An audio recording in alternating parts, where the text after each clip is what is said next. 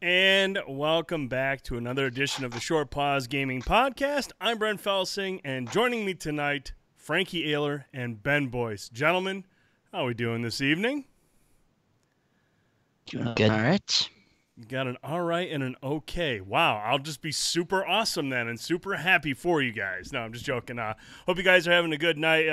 Welcome back to another live edition of the Short Pause Gaming Podcast. Obviously, last week was a recorded show due to some timing and scheduling stuff, but we are back live here tonight. And we got a lot of stuff to talk about tonight. But, guys, let's jump into what we've been playing.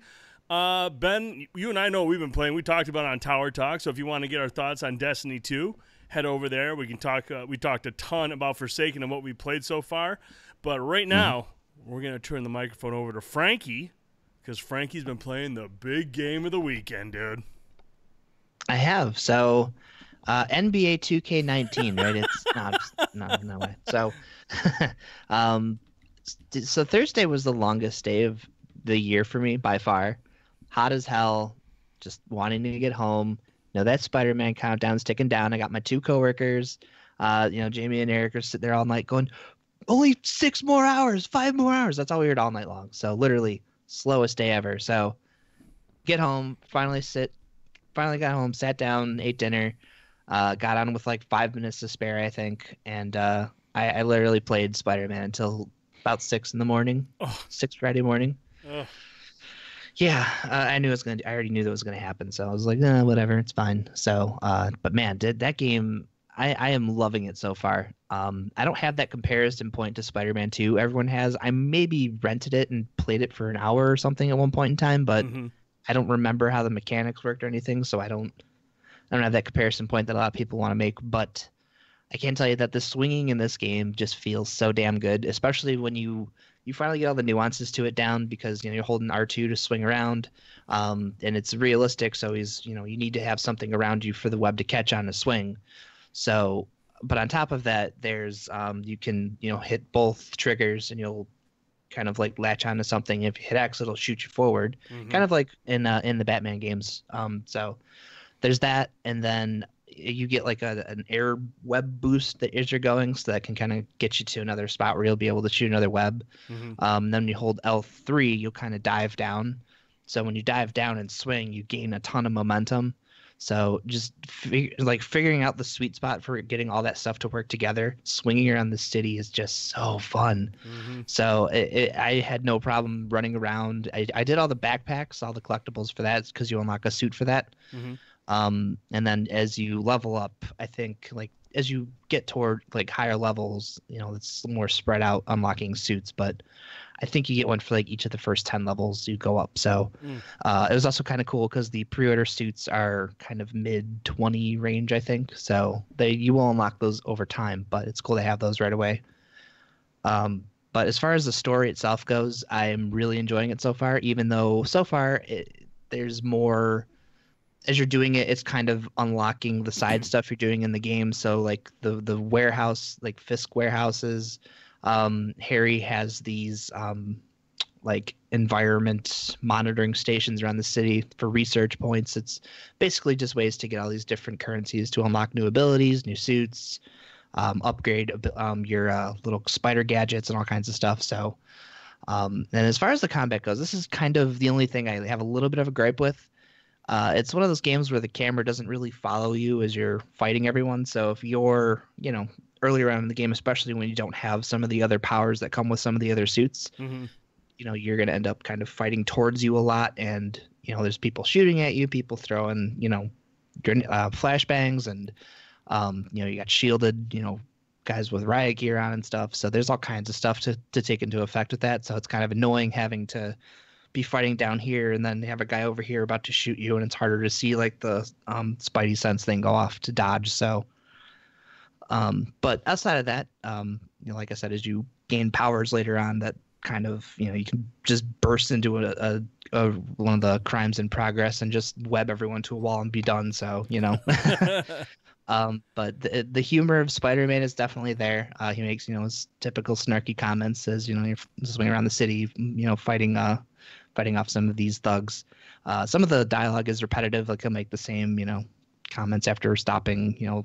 There's like a drug deal going on, and he'll mention how, well, it's one of my top 5 things or bottom 5 things or something. Like he says that all the time. So, but yeah, I mean, outside of that, that game is just insanely fun. I can't wait to play more of that story because I have a couple friends who are a little bit further, and they're like, dude, we got to talk about this on Monday. There's a lot of cool stuff that's going to happen. And I'm like, all right. So there's already been some really interesting things that have happened in the story. So there's, kind of planting that seed for things that are probably going to come. But yeah, overall so far, though, really, really enjoying it. Definitely lives up to the praise. Yeah, I will actually be honest with you. I actually fired it up before the show tonight. I went through the opening section, the opening mission that you go on, and I like how I call it mission. Everything's a mission for me, but the opening act. And dude, the first thing I want to talk about is, the PS4 Pro and the Xbox One X. Some of these games look just so beautiful on a 4K display, and Spider-Man looks gorgeous. What a shiny, clean image. Everything just looks so good, and that just definitely adds to the immersiveness of the story of the campaign, all the action that's going on screen.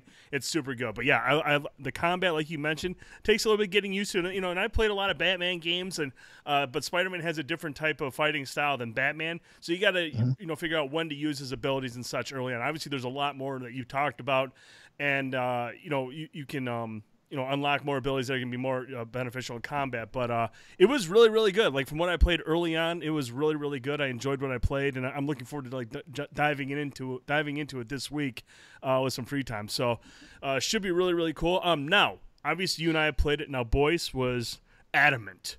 I mean, adamant for months coming up. He's like, don't you worry about Forsaken. I will find time to play Spider-Man. So, Boyce, I want to give you your moment to shine. Talk about Spider-Man, what you've enjoyed so far. I know you've probably got, I don't know how many hours into it. Talk to me, man. Spider-Man. Have I mentioned you're a funny guy before, Brent? So I don't even have Spider-Man yet. Oh. So just got it was late Thursday night. I was sitting there playing Forsaken, and you can go to hell. And so we're sitting there playing Forsaken. I get an email from Best Buy that my Spider-Man Collector's Edition has been delayed. There's no date, no knowledge of when the game's going to ship or anything like that. So I'm just like, man, it's like, could the universe have put together a more perfect or a more like ironic, dramatic irony was at its forefront there. So yeah, I get an email. I'm not going to get the game on Friday like I had anticipated, and I still don't have the game up to this point. I did finally get a shipping notification though. The game will be here on Monday. Basically the minute I'm going out of town. So awesome. So I'll be out of town all next weekend on business, and I won't be able to play it during the week either. So it's a bummer. I was really looking forward to Spider-Man. I'm still very much looking forward to it, and I can't wait to play it. And I'm sure I'm gonna love every second of it when I do get to play it. But yeah, obviously severely disappointed that I wasn't able to get my game when it came out, and even though I pre-ordered it literally the day it became available. So thanks for that. Man, oh, sorry, go ahead. I was going to say, shout out to the listener working in the Best Buy warehouse who did this. Yeah, man, just made it happen. I just really wanted to bring that up because I just love the disappointment in your voice for that whole segment. It was just really enjoyable to watch. I could tell you were kind of like fuming beneath that I brought it up, and it was painful for you to talk about. And I get off on that. So that was really, really good stuff. Can I go off on a Best Buy tangent really quick? Oh boy, here we go. 'Cause it's not just Boyce this week. So oh man, I had pre-ordered Dragon Quest through Best Buy, store pickup. I'm like, that's fine. I'll pick it up Tuesday on my way to work. That's great. Got an email Tuesday morning. Oh, hey, the store's out of stock. So you're going to have to either go to another store or order it for shipping. I'm like, all right, fine, just ship it. So figured changing this, Tuesday morning. They're like, oh, well, good. It'll be there tomorrow because they're going to overnight it or whatever. And I was like, all right, cool. So Tuesday comes, no game. I'm like, awesome. Not looking like I'm going to play this, I guess. So Wednesday comes, and still, then I get a shipping delay. Like, oh, hey, your box was picked up late or something. So now it's coming on Thursday. I'm like, all right, great, good job. Still not gonna play it because Spider-Man's gonna unlock at midnight. So So that finally showed up on Thursday. And of course, I go to pick up my Spider-Man Collector's Edition today, and they got a ton of them on the damn shelf. So sold out my ass. Wow. And Immortal Unchained came out yesterday as well, which I kind of want to try. It's that Dark Souls with guns game. I haven't heard anything about it. I have no idea. So if you played it, tell us. I want to know how that game is. But that was supposed to be here today and did not show up. So thanks, Best Buy. Love you guys. Yeah, that thing's going to die. That thing got sent out to die this week. So it did. It's unfortunate. I didn't even look up reviews for it. There are no reviews. I actually tried to find one, and nobody has played that game. Because they're all still playing Spider-Man or Forsaken. Nobody gives a rat's ass about Immortal Unchained right now. It's unfortunate. I don't know if it's a good game or not, but apparently nobody else is gonna know either unless they play it. So literally nobody's playing that game. That's unfortunate. Boys, we have a question from the chat. First of all, shout out to Angels and Demons. He's in the chat. He's hyped about Spider-Man. Yeah. Alpha Bravo had this to ask. Any plans to stream Spider-Man when it does show up, boys? Any plans? Yeah, I'm sure we'll stream Spider-Man at some point. I don't doubt that. So yes, Alpha. Good to hear from Alpha. It's been a while. Yeah, good buddy Alpha Bravo. But yeah, we will definitely stream Spider-Man at some point. And if it's myself that does it, then c'est la vie. All right. Well, I've got a Best Buy story too today. Okay, I'm gonna get on. I'm gonna get on the action. So I got my email the other day saying your Spider-Man, collector's edition. I got two of them. I got two collector's editions because I'm gonna put one up on eBay because I'm like that. I'm one of those guys. And so I get the first email saying yours is available today for pickup. I was like, cool. I want to go get it. And then they sent me another email saying your other one's not available. And I was like, and then the next day they sent an email and they're like, you can get it. And so I got it today. So there's my. Why'd you have to make two trips? Why didn't they have the other one available at the same time? I don't know, but I got mine, so it's awesome. I got mine on time. It's a sweet story. That's awesome, isn't it? So the struggle is real for everybody. Optic Ghost does not believe you that you're going to stream Spider-Man ever, boys. Wow. Optic Ghost comes right in, says, nope, you're not going to stream it. He does not believe you. Wow. Obviously, I don't know. Obviously, Optic Ghost has been listening to the Short Pause Gaming podcast because he knows all about your infamous Second Son, your Final Fantasy 15. He doesn't believe you, and you know what? Neither do I. Good for you, Optic. Call him out. Well, I don't know about you guys, but this segment has gone on long enough. So let's say we move on to the next item on today's show. All right, Franklin, let's hop into the spotlight releases, buddy. All right. So normally I would start with the big one, but we're going to kind of work, our way up. So, Ooh. Brent, I want to start with your pick for this week, and that is a game called Stay. Now, I did not get a chance to do my in-depth new release assembly list this week. So I just seen this on the Nintendo stuff when I was putting that together. Mm-hmm. So from what I gather, it's kind of like a puzzle adventure game.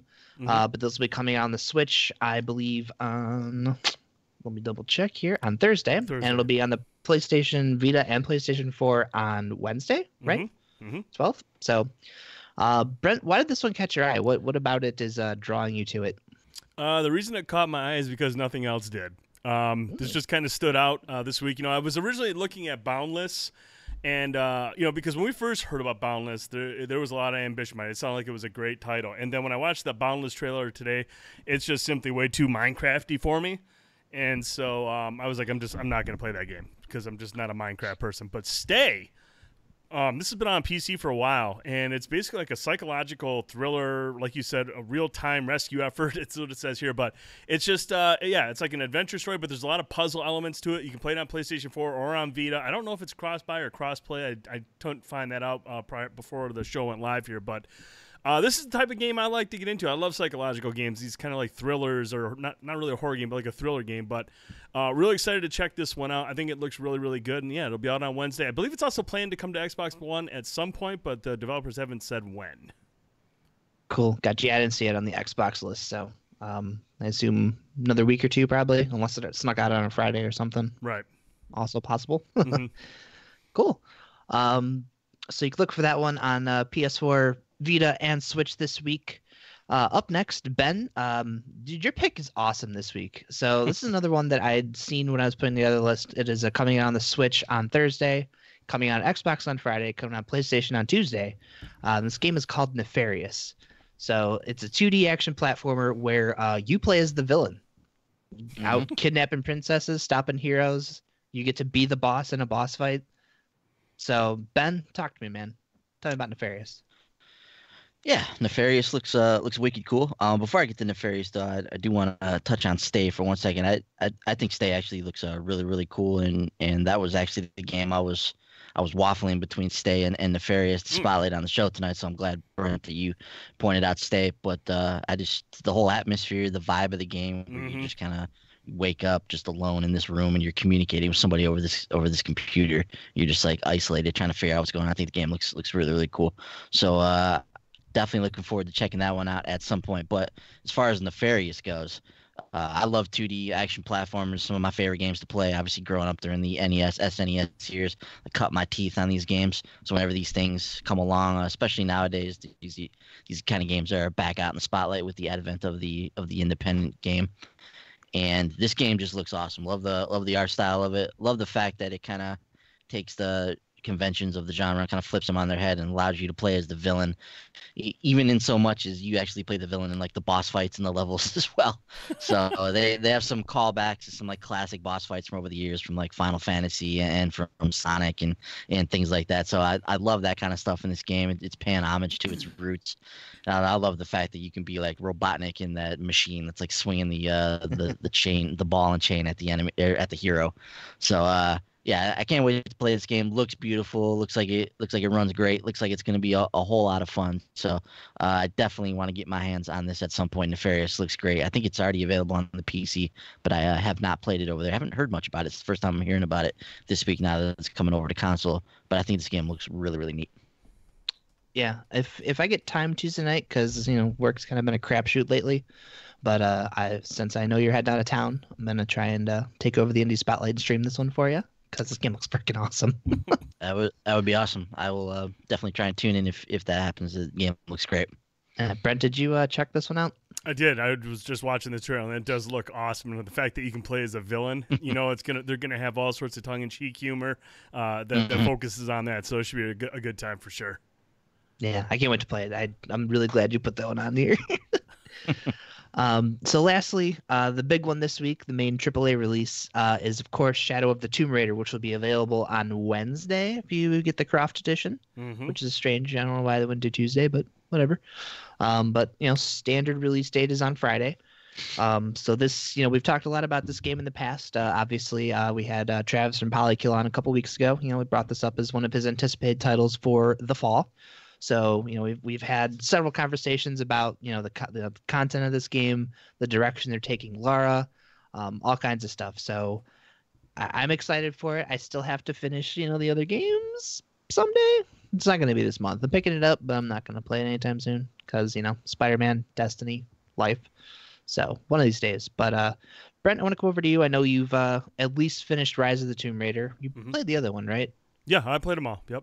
Yeah. So, where are you at, though? I know, as someone who's caught up with this trilogy, is this something you're looking to hop into right away? You holding off for a little bit?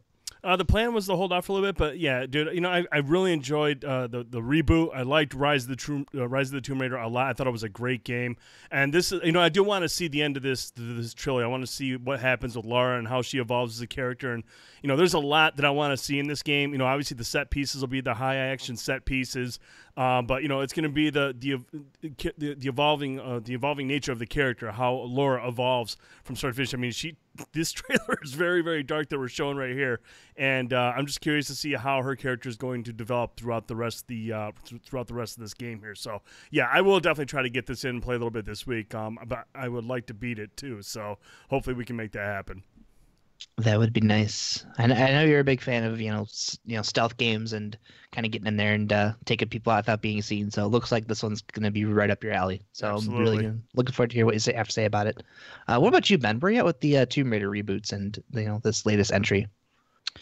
I love third-person action adventure games. Obviously somebody like Naughty Dog is one of my favorite developers out there. So I do love these kind of games. For whatever reason, though, I have not really got into the Tomb Raider games, and it's not that I don't want to. I've just never really played them. So obviously I've played the old Tomb Raider games over the years, but since Crystal has gone back and rebooted the game, haven't played the rebooted Tomb Raider, haven't played Rise of the Tomb Raider. So just based on that Shadow of the Tomb Raider, we've talked about it several times on the show. I think there's some interesting things for that game to explore, and I'm curious how all that's going to play out. And this is a game and a franchise that I would like to experience at some point here.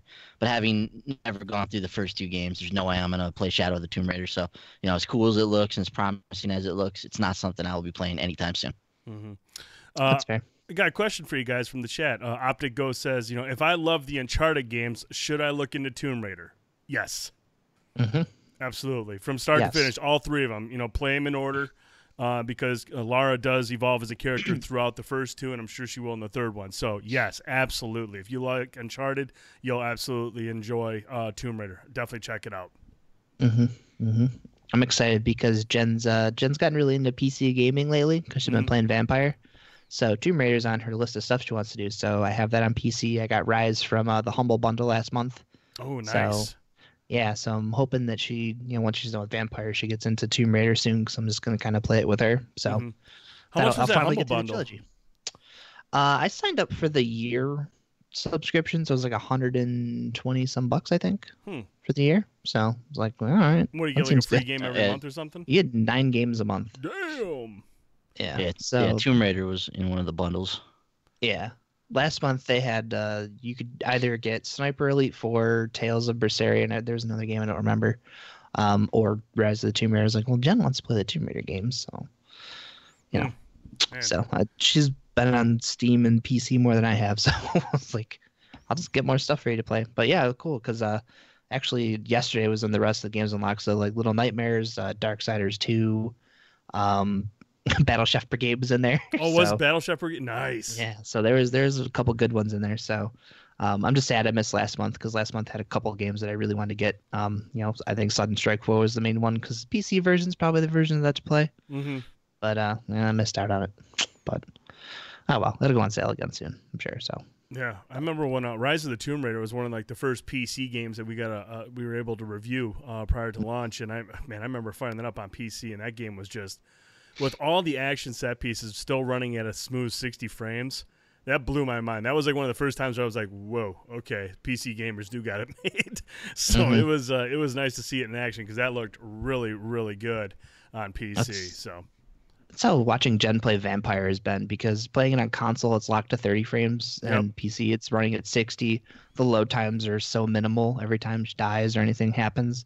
So kind of wish I had played it on there. So now I know it's an option. I mean, I'm just going to play everything on the damn PC. Yeah. No, I mean, it's, look, I'm a console gamer through and through. That's where I'm at. I'm a console gamer. That's what I do. But, man, I'm not going to play it off like like PC gaming isn't just amazing, because it really is. So, quick one question from Angels and Demons. You guys ready? Curious, what is your oldest game in your backlog? Mine is GTA 4. Bought it on the 360 at launch, and it's still in shrink wrap. What is your oldest game in backlog? Man, how far back are we going exactly? Right, yeah. I mean, we'll say GTA 4 for the 360. So that was what, 2008? 2008, something like that. I mean, I've got games still in the shrink wrap from like PS2, PS1. Okay, let's go PS3 era, PS3 360 going forward. What's the one standout game that you never played that you're just like, dude, man, why the hell have I not played that yet? Oh my God, probably Gears of War. You still haven't played Gears? Wow. Still haven't played the first one. No. Wow. Okay. I've played some of it, but I've never finished it. Interesting. Boys? I think we all know the standout game is Infamous Second Son. Obviously, obviously. We literally talk about it every single week on this show. So, man, going back further, I mean, what's the first game that came out for PS3? It's probably in my backlog. Resistance? So, Lair? Nah, that actually finished that one. Lair? Yeah. What about Haze? Lair. Yeah, never finished Layer or Haze. I've actually never finished GTA 4, so that's a good one as well. I played through the first like 10 hours of that game, but didn't play through after that. So yeah, GTA 4 is a good one for me too. Oh God, what would I even pick, dude? I don't want to drag this out SOCOM too 4. long. Yeah, so I played plenty of that, and I hated it for it. Trying to think, if I had to say one, probably because I have the Master Chief Collection, Halo 4 or ODST. I haven't played either of those, so I guess that's considered backlog, right? Because I haven't actually played them. Yeah. So I'm kind of cheating there, but Optic Ghost says Infamous Second Son is an infamous game for boys. Jokes, he says. Optic's got jokes, boys. We should have him on the show one night. We should, man. I'd love to get Optic on here. Yeah. It's good friend of ours. Actually, if we're gonna count backwards compatibility, I'm gonna probably go with Star Wars: Knights of the Old Republic. Wow. I know it's like an OG Xbox game, but I've never played it, and I probably should. BioWare, Star Wars. You should. You should go play it right now, or as soon as we're done. Not right now, but as soon as we're done. No, Spider-Man. Yes, get your Spider-Man. All right, let's move into the news. First up, Battlefield 5 has been delayed. EA announced that Battlefield 5, which was originally slated to come out October 19th, has had its release date pushed back a month and will now release on November 20th. This news comes from Oscar Gabrielson, the general manager of developer at DICE, in a blog on EA's website this week. He seems to point out to player feedback as being the primary reason behind the delay, thanking the tens of thousands of players who have played both during closed alphas, in demos, booths at E3 and Gamescom, and highlights some positive feedback around weapon handling and player movement. It seems that the core gameplay is the sticking point, with Gabrielson pointing in particular to gameplay tempo, as well as soldier visibility and player friction. What does that mean, player friction? Any idea? Anybody want to guess on that? No idea. Like players rubbing just up, rubbing up the on feel, each other? the feel of maybe the weight of the player, and when you're running around. I'm not sure. While he doesn't go into details around the specifics of that feedback, he does state that players will see improvements in these areas during the open beta, which is running right now. The post reaffirms, however, that EA and DICE have settled on a later launch date to get it right. As well as core gameplay, it seems that there are some concerns that the current build doesn't fully deliver on the potential of Tides of War, a live service intended to replace the previous system of premium passes and expansion packs with an evolving journey that will grow over time. So very interesting, boys. To see Battlefield 5... when was the last time a Battlefield game got delayed? Have we had one? I believe Hardline was delayed before that came out. I know that was a little bit of an offshoot Battlefield game. I think that one got delayed. I don't know when the last time a core Battlefield game experienced any kind of substantial delay. Even though this is only a month, this is a little bit different than we typically see. Like once these guys settle on a date, and this is one of the biggest franchises out there, once they settle on a date, they usually stick to it. So I don't remember the last time a core game had any kind of a delay. Well, it makes me wonder, though, dude. They said, he's pointing in particular to gameplay tempo as well as soldier visibility and player friction. This is all like gameplay stuff. Wouldn't we think that DICE has this down by now? Yeah, it's just. I'm sorry. Go ahead. No, I was gonna say I haven't played the beta. I downloaded it. I did want to try and at least experience it at some point. Haven't had a chance to. So, but I haven't really. I don't remember reading any feedback about the game from people that have experienced it at one of these shows and that have said anything about gameplay tempo or any of that kind of stuff. I don't remember hearing any about this. This is news to me, and it might be that I just haven't paid attention to that. But it is a little strange that we'd be hearing about this kind of stuff with the Battlefield game, and maybe this gives us a hint into maybe they're trying to try something a little bit different with this game, which if that's the case is strange because Battlefield 1 was so successful. It seems like you would just take that formula or take that just engine and setup that they built there and just do it again. Right. Just iterate on it with Battlefield 5. So maybe that's the case, maybe it's not. I'm a little bit ignorant in terms of Battlefield 5's development right now, so I don't have a lot of insight on this, but it is curious that they would delay this game due to gameplay issues. It's very strange. Yeah, I mean, and I don't think you need to be privy to too much information. I mean, it's Battlefield. I mean, just copy and paste, and put a new skin on it, put it in a different time, era of time or whatever, and there you go. That's all you need to do. So, I actually hopped into the beta. I know there was a lot of issues with the beta this week at launch. A lot of people couldn't even get into it. I talked to a couple guys that were texting me saying, "Hey, can you get in?" I can't get in. I was like, "I'm at work. I don't know." But when I did get home and fired it up, I was able to hop into a match. It took a while to load into the match.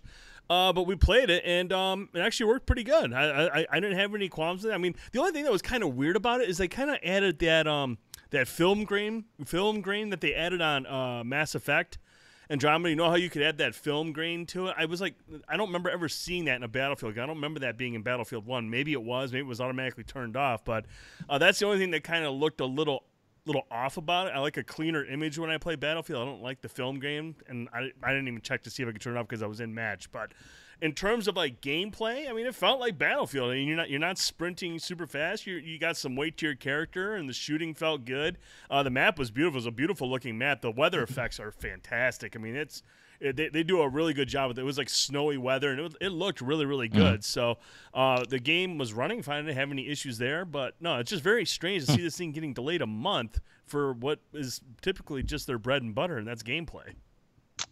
I mean, the other side of this is this could all just be BS, and maybe they wanted to get out of the Red Dead window, or the sandwiched in between Black Ops and Red Dead window that they found themselves in. Like, this could have just simply been one of those things like, look, this is maybe not the greatest idea to be where we're at currently. We're not the first guy out. We're not the last guy out. We're slap dab in the middle between these two like monster games that are about to come out and just absolutely dominate the month of October. Probably better for us to maybe scoot back a little bit. So let's come up with this thought about feedback and all this garbage, and see if that lands with people. So that could be the case. The other thing is there's a weird vibe with Battlefield 5 right now. It's got this very, very strange just aura about it. And, we've seen some stories come out recently about the pre-order numbers from this game being like 85% of what Black Ops are. It's some crazy stat like that. I don't remember what the exact stat was. There's been this weird air of negativity about the game, and we really haven't heard much about this game. At least for myself, I don't feel like the buzz is there for Battlefield 5 like it was for Battlefield 1. And that game was humming before it came out. Like, you knew when that thing came out, that thing was going to hit and it was going to be big. But Battlefield 5, there's just this weird, I don't know, there's this weird sense about it, and it just speaks to this beta, which I haven't heard anybody talking about this beta. And yes, it came out in a week where Forsaken dropped and is freaking awesome, and it came during a week where Spider-Man dropped and it's freaking awesome, and those two games have basically dominated the headlines this week. So that's been an issue for the game as well, and that could just be a simple matter of that. But I don't hear people talking about this game. Don't hear people getting excited about it. I don't feel the buzz about this game. I just feel a very, very weird vibe about this game, and I wonder if EA feels that too, and they maybe need to delay it a month to try and build this thing up a little bit. Because as we sit right now, if this thing would have launched on October 19th, this may not have made the type of impact they expect a Battlefield game to make. Yeah, Alpha Bravo said Red Dead Steamroller, get out of the way. I mean, that's just that's right. And Super Cooper's in the chat. He said the Battlefield beta felt pretty good. Time to kill is too short, though. Come to think of it, Cooper, I was thinking that too when I was playing. I was shooting people. I was like, man, they're dropping pretty quick, because typically you gotta put a couple of rounds into them, but you could drop somebody pretty quick. So, that is that the time to kill is much, much quicker than typical Battlefield games. But Frankie, I want to pull you in, man. I know you were going to say something a moment ago. What's your thoughts on this delay? I was just gonna comment some dumb, like, I bet Vince Zampella is sitting there going, "Yeah, sucks, doesn't it?" But no, I've seen a couple people on Twitter talk about it, but it's been, I've seen one person who absolutely loves it, and a ton of people who are like, it's not for me. And it's a lot of the building mechanic that's in there. I guess people aren't really, taken to that. Like, it's, I don't know. I don't want to say it feels like tacked on like a Fortnite thing, but I don't know, people don't seem to like, because the whole thing with Battlefield for me personally has always been, it's more realistic, if you will. Like they've always kind of, proudly gone out there and been like, oh yeah, Battlefield, like we're working with these gun manufacturers and all these guns are, historically accurate and all this stuff. So I don't know, it's like kind of seeing them go away from that and have a tool that you can build a little like, shelter all of a sudden out of thin air from. So I don't know, I think that's kind of taken away from what people expect out of Battlefield. And quite honestly, I completely forgot that game was even coming out. So I don't know. Yeah, I'm gonna chime in on a couple things that you guys both just said. First of all, boys, I agree with you 100%. The buzz behind this game is weak. There's literally nothing behind this game. When the beta came out, before the beta came out, and I think you made a good point there. Last year when Battlefield 1 came out, everyone was hyped. Oh my God, they're going back to World War I, and they're getting away from like modern times, and that was a huge change for Battlefield. Everyone's like, oh my God, we're going back to like the old days. And now we got this one where it's the same period, the same type of excitement just isn't there. It's not the same type of buzz that Battlefield 1 was. So I can see that playing a part of it, but I just don't feel like they're marketing this game at all. Like I don't hear anything. I mean, Call of Duty's out there talking about everything. Battlefield and EA just aren't. I don't see anything. And then you've got this talk about there was all the talk about the beta not working properly at start. Now we got this delay, and you put all that stuff together, man, and it's just a negative aura, a negative like vibe around this game. And then Frank, you mentioned gosh darn it, I just had a thought that you just mentioned something, and I wanted to chime in on it because it was a good point. Roll back what you said again about Battlefield. The building mechanic? Building mechanics. Okay, first of all, no. Okay, I play Fortnite. I don't want to build stuff. Second of all, and it popped up. I remember it popped up in the game. It said, hey, build something. I was like, no, I'm going to shoot stuff. And second of all, it's Battlefield. What's the one thing we've been doing in all the Battlefield games? We're not building shit. We're blowing stuff up. We're blowing up houses. We're blowing things apart. Nobody wants to build in a Battlefield game. Everyone wants to blow stuff up. I want to see buildings collapse. I want to build a wall to get behind. Oh, look at me behind my wall. No, I don't want to do any of that. I just want to shoot things and blow stuff up. That's why when that popped up on the screen, I was like, no, I'm not going to build this. No, I'm just going to keep shooting people. So I think that's kind of weird. I don't know if that fits into the Battlefield space. Maybe it does. Maybe I just need to try it more and try to work it into the game and see how it's beneficial. But at first glance, when it popped up and said build stuff, I was like, no, I'm not doing that. I'm not doing any of this. So it's just strange. But yeah, you're right, dude. It's just Cooper's the same way. Played the beta for about 4 hours, never built a damn thing. Right, because nobody wants to build anything in a Battlefield game. So yeah, just very strange. Very, very strange stuff. However, it's an interesting World War II. Yeah, World War II, and it's just it just doesn't have the same hype behind it that Battlefield 1 had. I mean, that was a huge change. That was a huge change for the franchise, going back to it. Now it's just kind of like, okay, yeah, we're World War II. Okay. No hype. Yeah, World War II. Here, you could build cover. Don't want to do that. What? No. What happened to driving tanks through houses? That's what I want to do. I want to demolish everything. I don't want anything on the battlefield when we're done. Nothing. I want that just a flat ground with bodies everywhere. So now, the other thing that we talked about in terms of Battlefield is we now know that the Battlefield Battle Royale mode is 64 players, and it's called Firestorm, not to be confused with the incredibly awesome Howie Long movie back from the 90s, Firestorm. Has anybody in here seen that movie? Anybody in the chat seen the Howie Long action film, Firestorm? I think it was 97 or 96. Nobody's seen this thing? Are you kidding me? Why would anybody willingly watch that? Dude, it's Howie Long from Fox Sports or Fox NFL Sunday. It was Howie Long, dude. Exactly. Dude, Firestorm is sweet. It's not sweet, but it's actually really bad, but that's why I thought of Firestorm. But anyways, I digress. This mode was given a proper name in a new overview video called This is Battlefield 5. It places players into 16 teams of 4 as they work together to remain the last group standing. It will take place on what DICE calls the largest map in Battlefield history. That's going to be a big map. That's going to be a really big map. It's going to be gigantic. Yeah, it's referred to as a sandbox filled with destructible buildings, weaponry, and vehicles. Though all this information DICE gave on Firestorm, it appears that like other Battle Royale modes, the map will continually shrink. Though in Battlefield 5, it will likely be done as a ring of fire closes in on the remaining sections of the map. So, now, Battlefield 5, it's 64 players. It doesn't sound like it's going to be, solo, like, it's every man for themselves. It's 16 teams of 4 as they work together to be the remaining group standing. Boys, I want to pull you in here. We got a lot of Battle Royale to talk about tonight. Now, we're talking about finally, we've got PUBG out there. Fortnite's out there going crazy. Fortnite's in its own world. But now we're going to see proper Battle Royale games from EA and from Treyarch. I want to get your thoughts on what we heard about Firestorm here. I'm definitely curious to see what what this comes out to. That obviously the team based the nature of the mode is a lot different from what you typically think of with the battle royale, and obviously in those games, like there's team modes in some of these other games out there like PUBG and what you can team up with people and go through those games as it is. But the only thing I can think of is Battlefield, trying to do something to kind of, set itself apart from the pack a little bit in terms of the way they do stuff. So they don't want to simply just do the same thing that everybody else is doing. They want to do something that's unique to Battlefield.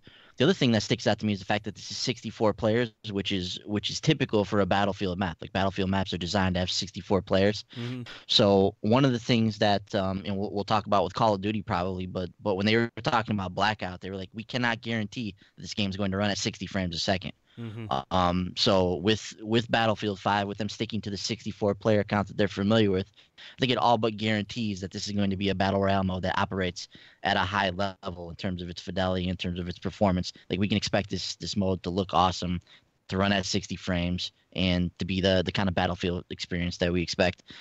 But obviously, outside of that, we don't know anything about this other than it's a 64 player battle royale mode and fire is close unanimity. That's it. That's all we know about the game. Like the generic stuff about vehicles, weapons, that's in every single battle royale game. That's what battle royale is. So outside of that, and there's not really anything else to say on it at this point. I'm intrigued and I'd like to see what becomes of it. And that's about it, man. Frankie, you have many looks of confusion. It almost looks like you were in a room where I farted. What's going on? Oh, yeah. I mean, kind of the same thing, right? Is that what a firestorm is? Yeah. Being in a room where you farted? Yeah, that's pretty much it. You need a firestorm to clear it out. Awesome. No, I just like Ben mentioned, Battlefield's always been 64 players, so you know what I mean? Like these are the maps that they're used to building maps of that scale. So why would you want to go bigger, first of all? Because I can think of tons of times where I was playing, well, I guess if you're on, 4-player teams, but either way, I can think of tons of times where I was playing, Battlefield 1, Battlefield 4, where I was running around the map for a while before I even found anybody. So, like, oh, we're going to make a bigger one. Like, okay, but why? I mean, I don't know. I guess it would make more sense given you are only on a team of 4 of the 64 people in there, but I don't know. I don't know. It's what I would have expected them to do was a 64-player battle royale. So I'm kind of disappointed that they're sort of just sticking to like playing it safe, if you will. Mm-hmm. And again, this just falls back to like where you look at how they're marketing this. Call of Duty came out, ran a trailer out there, and started talking about everything about this. We got very little information here. We didn't get to see a good 10-minute video to see how it's going to play. It's just they're just talking about this stuff. And, dude, we're literally we're a month away from launch. Now we're 2 months away from launch. But they're just doing a really bad job showing this game off, dude, and really and getting people excited about it. And it's going to be a lot more difficult once Red Dead comes out and that's taken over everything. And you're going into November. I mean, I just don't unless we're looking at it like this. Look, once Red Dead comes out, and the barrage of stories and all the hype and everything kind of fades away, November is still going to kind of be open in there, where maybe they can come out swinging with a big marketing buzz and a lot of talk about it to say, hey, look, now nobody else is there's no other games coming out in this window here. Battlefield's out. Here's how cool it is. Here's all the cool stuff you can do. Maybe that's the only thing I can think of why they're moving it there, because it is Battlefield. Okay, this isn't like some like Hitman or something like that. This is Battlefield. This is a big franchise. And if anyone can slip past Red Dead into a month where things kind of opened up, Battlefield could do well. I don't know. I think too a lot of people are still kind of annoyed with like their whole take on like the adding female characters to the game. Because, like I've mentioned before, Battlefield's always kind of prided itself on its historical accuracy. Women didn't fight in World War II. So I know there were a ton of people pissed off about that. And, EA is just kind of out there championing the fact, oh, yeah, we have women in our game. And I mean, that's great. But like that's like their big talking point for it. Mm-hmm. And that's really all I've been aware of with Battlefield 5 since it was announced was, oh, they have female soldiers. Okay, cool. Yeah, like that was the big thing for them, and I think there's like a war story centered around a female soldier. Right. No, that's a good point. It's just yeah, man. I just wish they would show more of this game. They're just doing a very bad job at kind of getting rid of this negative vibe, and the delay doesn't help. The lack of details on the battle royale mode doesn't help. It's very strange. Like you joked about earlier, Vincent Pella sitting around going, "Yeah, we've been here. Good luck." That's not too far from the truth of what could happen here. I mean, this game could launch and be a total bomb, which would be a disaster for the Battlefield franchise, dude. Yeah, and I'm plus two. I would assume people are still salty over Battlefront 2 because DICE, and that was their last outing. Which I love Battlefront 2. Everyone should try that game still, but Interesting. All right, gamers. So now we're gonna move on from Battlefield to Call of Duty, and Call of Duty came out swinging. We got to see a Battle Royale trailer for Call of Duty, the official Blackout trailer. And guys, I'm not gonna lie, I watched this. I thought this looked pretty entertaining. I got pretty excited for it. I was like, okay, cool. I'll hop into the beta this week. I want to check this out. It looks fun. It looks like it's running smooth. It's going to launch with 80 players. That's how many players are going to be in this game. 80 players, and the beta goes live this Monday. So, boys, I want to get your thoughts on the trailer and what you saw here. 80 players. Any interest in Blackout now that you've seen what's going to be going on? Yeah, I've always been interested in Blackout. I can't wait to see what Call of Duty has to offer in terms of their take on the Battle Royale genre. And I thought the trailer was a lot of fun. It showed us locales and elements from throughout the Black Ops series kind of all dropped into this huge world. There's a huge emphasis on vehicles, clearly, which is interesting because I don't know about you, but when I think of Call of Duty, I don't often think about vehicles. Like that's not the first that's not the first thing that comes to my mind. Vehicle use has always been kind of a side story when it comes to Call of Duty. So the fact that they're jumping into the Battle Royale genre, they're making this huge Blackout map, and vehicles are clearly a gigantic part of this, whether it's boats or ATVs or tanks, whatever the case may be. Like everything is in there. So I'd be very curious to see how they handle the vehicle integration in the game. And then I don't really have a problem with the player counts. Whenever I don't play these Battle Royale games all the time, but whenever I watch videos of it, these player counts shrink very quickly. So you start with 100, a couple minutes into the match, you're down to 60 people or whatever. So whether it's 100, 80, 64, whatever the case may be, these numbers are gonna dwindle down pretty quickly. So I'm fine with 80 if that's the number that it takes for them to make this run well. I am a little bit concerned about some of the things they talked about in terms of performance. So I hope that when all is said and done, that their main focus with Blackout is making a mode that performs well and lives up to the Call of Duty performance standards. So this mode, in my opinion, it needs to be 60 frames. It needs to feel like the Call of Duty that we know and love. So if it takes 80 players to do that, I'm all for that. But the trailer, like I said, was a lot of fun. We saw zombies in there at one point too, for a brief second. So I'm not sure how they're gonna factor into the map, but we saw things like Nuketown and all the different gadgets and things that you use throughout Blackout or throughout the Black Ops history. So I thought it looked neat, man, and definitely very curious to play it. The beta goes live on Monday on PS4. So if I get a chance before I leave, would like to get in there and experience it. If not, I'll have to kind of read some feedback on it, but super curious about it. Yeah, is this an open beta? I think if you had the pre-order, if you had a pre-order, if you had access to the other beta, you'll already have access to this. Mm-hmm. But yeah, and from what we can tell from the trailer here, it looks like this is squad-based as well because you got people working together, riding in the same vehicle. So obviously we're going to see teams of certain amounts. I don't know if there'll be a free-for-all mode like PUBG. But you talk about that zombies area. That was cool. That's actually an actual map from one of the zombie. I think it was Black Ops 2, and that's actually a level there. And that's cool that there's zombies in there. So now I don't know if zombies will just be isolated to that area. I'm assuming that's what it is. But it would be kind of cool. It looks like there's kind of this purple cloud coming around the map. That'd be kind of cool if there were zombies in the clouds that'll kill you if you're in there too long. So I don't know if that's how they would kind of get the zombie vibe into it. But I thought it looked like a lot of fun. Frankie? I actually didn't watch it, but listening to what you have to say about it, I'm honestly more interested in trying out Call of Duty's Battle Royale mode over Battlefields this year. Mm-hmm. So I don't honestly, when I was playing Call of Duty, I don't ever remember even getting to mess around with vehicles. So I want to see how they, how the vehicles control in a Call of Duty game. We Battlefield's always had those in there, so we know how it is driving an ATV, flying helicopters and whatnot in Battlefield. So kind of want to see it with Call of Duty because I know they're a lot more arcadey in terms of feel.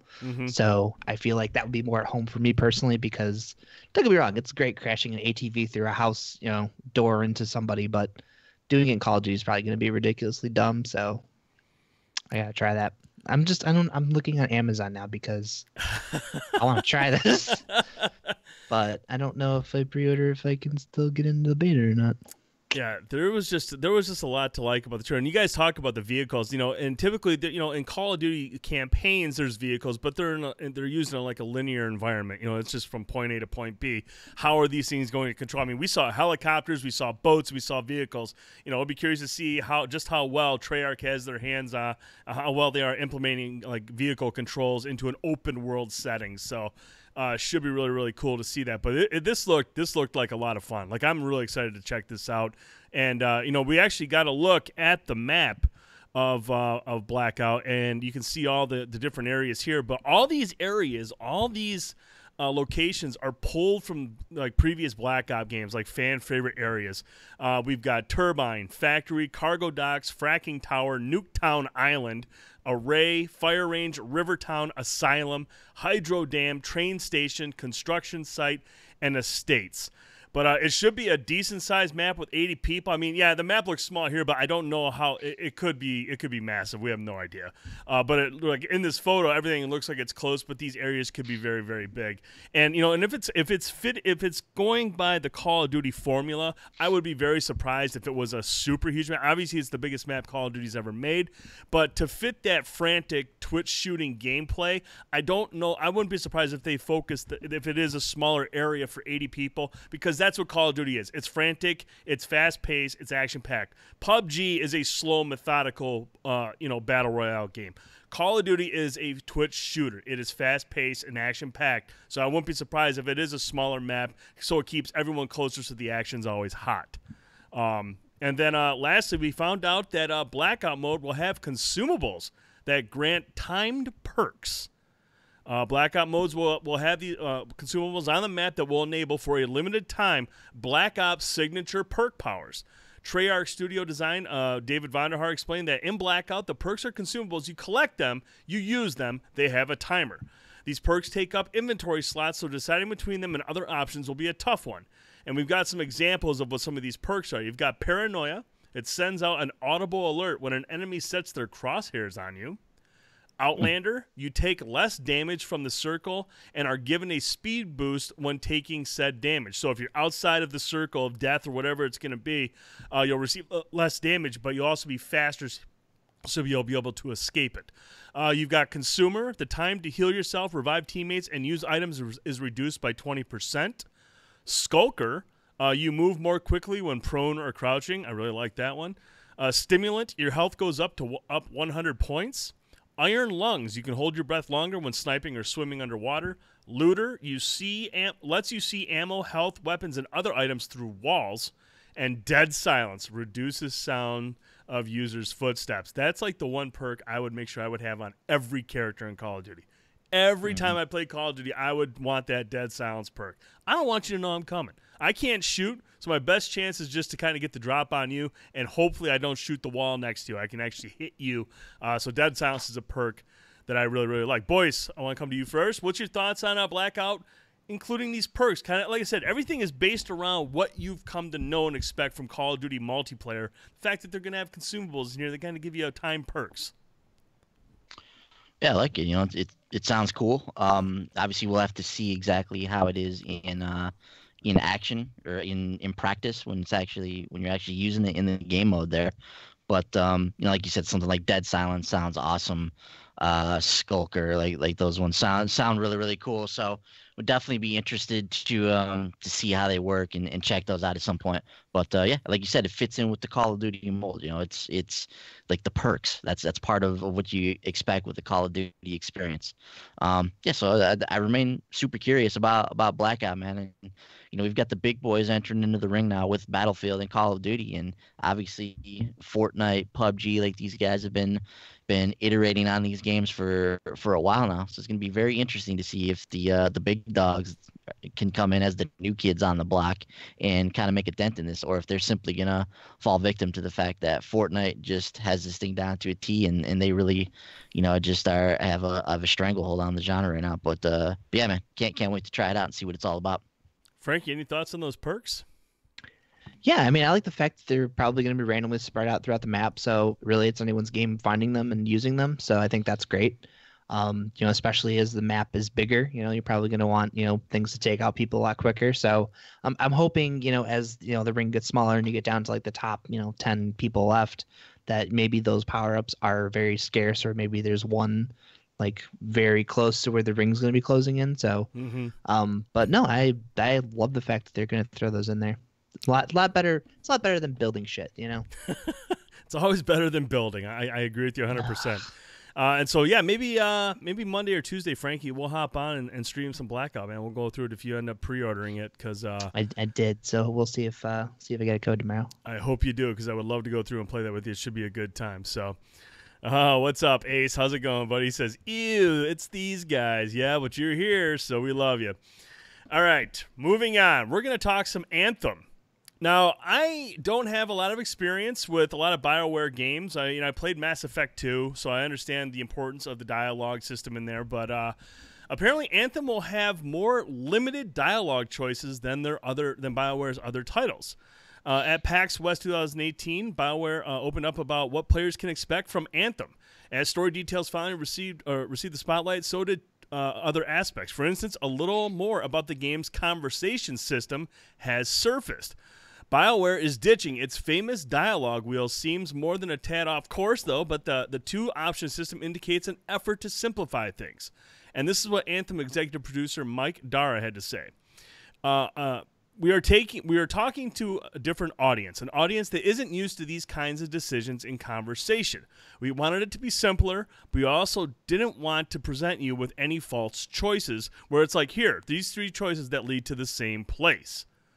So, obviously, we've all played Mass Effect. We all understand how the chat or the conversation dialogues play out.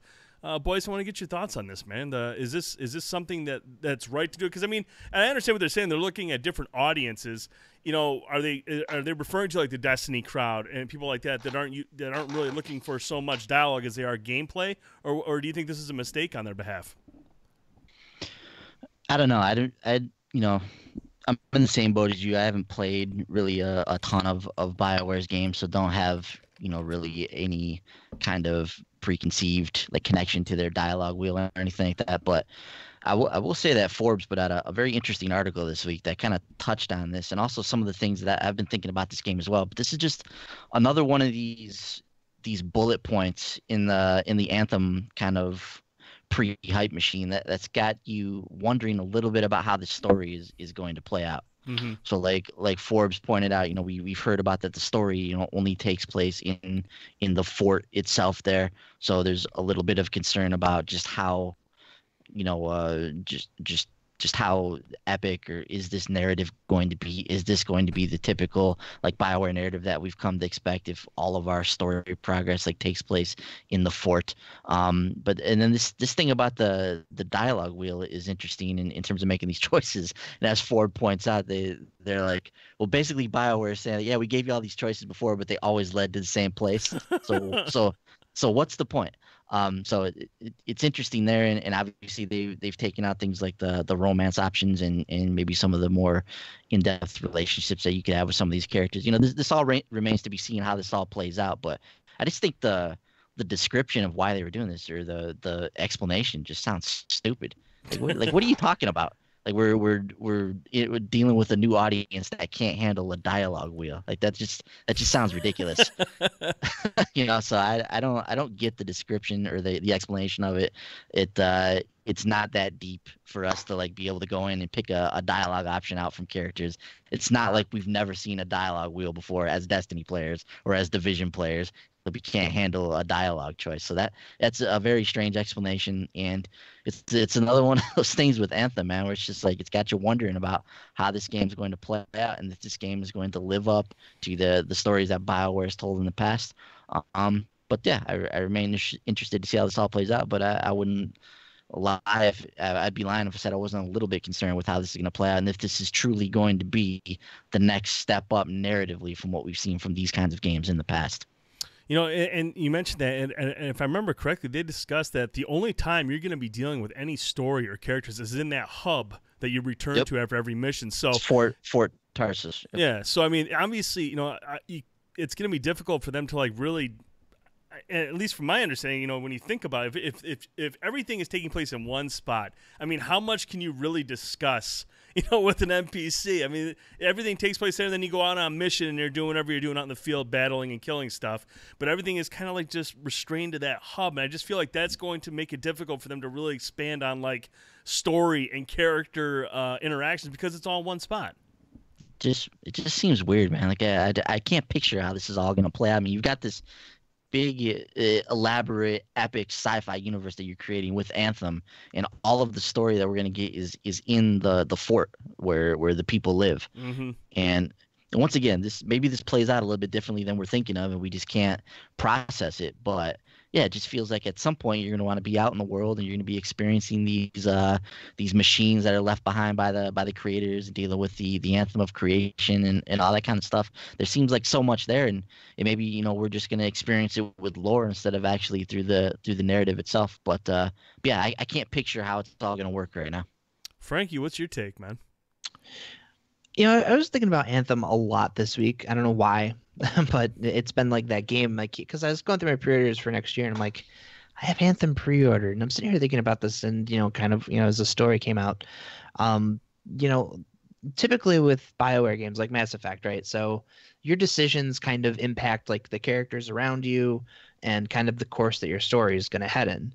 Whereas with Anthem, I think it would be too hard for them to try to do that, because if you're playing this game with your friends, I don't necessarily think you need like a good bad guy, you know, system that they're used to working into their games in there, right?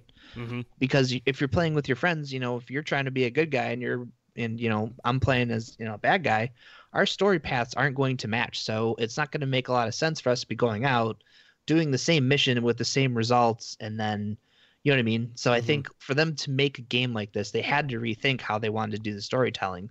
So to me, it makes sense, you know, the more I've thought about it, how, you know, they want to go about this one with maybe a more simplified system. And I mean, to a degree, I do agree with their point of, you know, this is kind of something a little bit different for this genre, because I mean, Destiny, I don't even really remember dialogue options in. I mean, were there? I don't remember, honestly. But I don't remember any of those.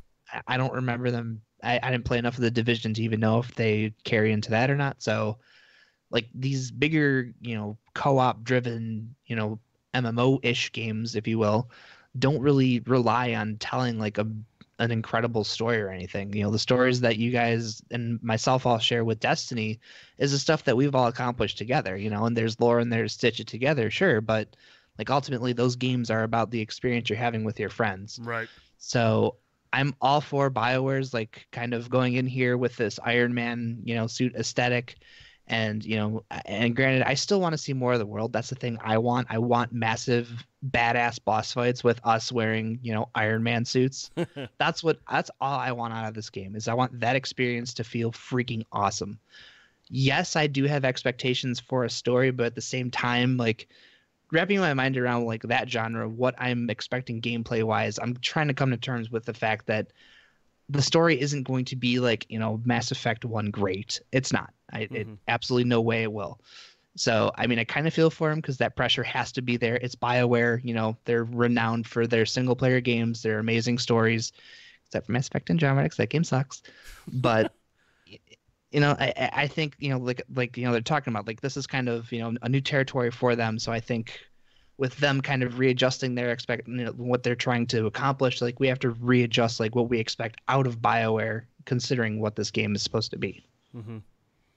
I mean, correct me if I'm wrong on this, but hasn't BioWare set these expectations? Haven't they come out and said that we are going to produce a story in this type of game that is different from what you've come to expect? They've all but come out and said that, look, our story is going to be way better than the stories you've experienced in Destiny or The Division. We are going to come out and give. Yeah, I get it, but you get what I'm saying here. They're coming out and they're like, we're going to give you a different narrative experience. We're going to give you the BioWare narrative experience in this kind of game. Mm-hmm. So to me, they've set this bar themselves. Mm-hmm. So for them, they're now going to have to deliver on this. And like it or not, this is what their studio's built on. Their studio's built on the narratives that they have created. So whether or not whatever type of game genre this is, it doesn't matter. When you're a BioWare fan and you're going into and you're buying one of their games, you are expecting a BioWare caliber story. And if they don't deliver that, their fans are going to be disappointed. Mm-hmm. Mm-hmm.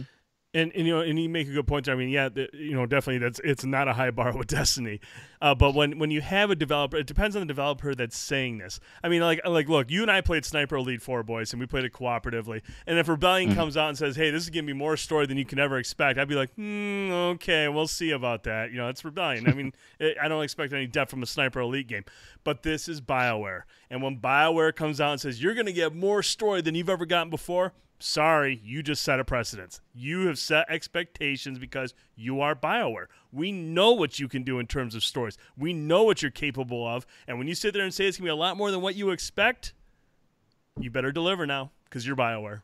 And that's what you do. You do stories. That's the only thing I want to say about that. But it should be interesting to see how this plays out. But I'm just curious, man. What's up? Fear the Beard's in the chat. Alpha Bravo says they will put the story in Grimoire cards. God, I hope not. But no, it's just yeah, man. I hope this game is good. I'm worried about that hub being the central point for the story and the narrative, because the beauty of like the BioWare games, when you play Mass Effect, you're interacting with NPCs in other areas, in other universes, on other planets, and they're giving you the backstory about that area. You're going to have one area where you're going to talk to people and get story. I just feel like that's restricting them from being able to branch out like BioWare does into all different parts of the worlds they create. I'm just curious to see how long that's going to last or how deep this story is going to be, man.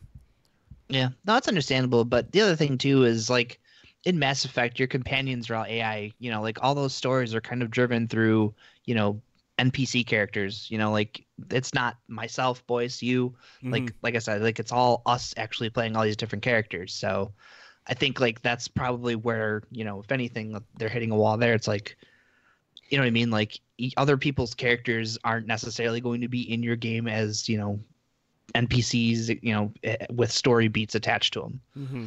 So that's where I'm seeing like them like, what would you expect them to do in that case? Yeah, and I think that's just the fault with this type of game. It doesn't give you a lot of room to build on lore and build on story because, like you said, it's a co-op action shooter, and it's very difficult to find areas to implement story, which is why Bungie added the Grimoire cards, which is why they were like, hey, look, I know it's not popular, but it's the only way we can get story out there in a way for the people that want story. They have to read the Grimoire cards. I just think it's this type of game in general, this style of game, the Divisions, the Anthems, the Destinies, it's very difficult for them to make a focused story, a full-on narrative. It's very difficult to implement that. I don't know why. I just look at these games. Division, story's kind of weak, more about the gameplay. Destiny 1, story's kind of weak, more about the gameplay. Destiny 2, a little bit better with Forsaken so far, but all in all, these types of games don't have super deep narratives, but there is way to find out stuff. There's lore in Destiny, there's lore in Division, there's going to be lore in Anthem, but yeah, I think it's just this model of game that's very difficult for them to make like a single-player experience story. Mm-hmm. Yeah, exactly. That's just like the main thing I keep honing in on is the fact that the characters that they would need to establish more of a BioWare story that we're used to, they can't do because, it's us. So. Right. And, that got people talking this week when this story came out, because then all of a sudden people started wondering, there were the future installments in the Dragon Age series and Mass Effect series will also be influenced by what they're doing with Anthem. But these fears are unfounded, says BioWare General Manager Casey Hudson. This is what he had to say. Quote, some weird stuff going around about how our future games will be influenced by Anthem. Of course, when we do a Dragon Age game, it will be designed from the ground up based on what Dragon Age should be. Same with Mass Effect. End quote. In a follow-up tweet, Hudson made sure to stress that Anthem stands apart from other BioWare franchises and that the only influence it will have on other titles the studio develops is strictly related to what it learns in terms of game design. Quote, Anthem is a specific thing that's unique from our other IPs in many ways. What carries forward is what we learn about game design, which is a constant evolution. End quote. Boys, your thoughts on Casey Hudson? And I think this is the right way to respond to this because Dragon Age fans are Dragon Age fans. They want Dragon Age. Mass Effect fans know what to expect from Mass Effect game, Sans Andromeda. And Anthem fans, or Anthem isn't out yet, so they don't know what they like yet. But I think this was a good reply by Casey. Yeah, I agree. I mean, he's just setting some ground rules here that, look, Anthem is a different beast. Anthem is a different franchise. They need to approach this in a different way than they've approached some of their games in the past. So it's just because they do something in Anthem, that doesn't necessarily mean this is what they're going to do in Dragon Age or Mass Effect. You know, they talk about Anthem being an evolution of their formula, or all of their games being an evolution of what they've created in the past. So I think that's kind of what led to this idea that Anthem is somehow going negatively influence what people want from a Dragon Age or a Mass Effect game. But for the time being, at least, we'll take BioWare at their word that Anthem is going to do Anthem things, and this is going to be completely separate from their other two big franchises. Frankie? No, I agree with Ben. Obviously, like Casey said, there's expectations for the franchises they have established. So there's certain things that if it's not broke, don't fix it.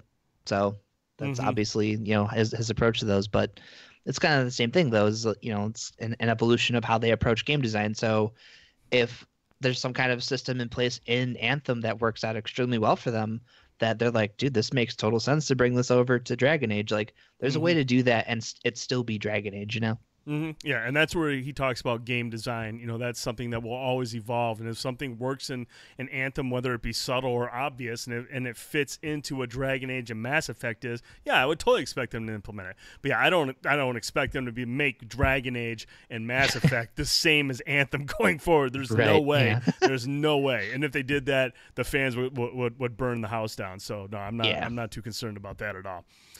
Another bit of information, the Anthem demo release date has been confirmed by BioWare. It revealed that the demo will be playable on February 1st for the Xbox One, PlayStation 4, and PC. The early play session is being considered a VIP demo and will be automatically available to EA Access and Origin Access subscribers at both the basic and premier tiers. Those who have pre-ordered Anthem by the demo date will also be able to participate. BioWare also clarified that this is an honest-to-goodness demo, not a technical test, though the size or content of the demo was not revealed. So, on February 1st, we'll all be able to jump in and find out just what the hell this game is, and if there's going to be a good story there. I mean, obviously you're not going to find all of it, but I think that's going to be a big day. Everyone's going to want to jump in and finally see what Anthem is going to be like, kind of get an idea of what to expect when the game launches. But I'll be there on February 1st. I'm definitely going to check this out because I do have a lot of interest in Anthem and to see just how good a BioWare type of Destiny game can be. Last thing I want to mention about Anthem is BioWare is keen to avoid the problems many games have run into as of late with the perception that at launch releases may be, quote, incomplete.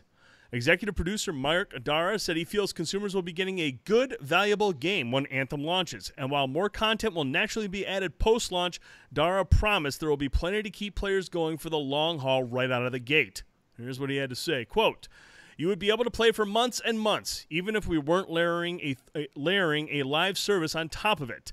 So I think it's an excellent value right off the start. 4 months four exosuits, a complete story. So both, I think it's a complete package, but it's also the starting line of an experience as well." End quote. I think this is the right thing to say. I mean, that's what people want. They want a bunch of stuff to do at start. They understand. Like, look, right now at this point, we all know what these types of live service games are. We all know what Destiny is. We all know what Division is. We all know what they are. It's always that first group that just powers through a game as quickly as possible to get to the end game. They're the first ones that get vocal about whether there's enough to do or not.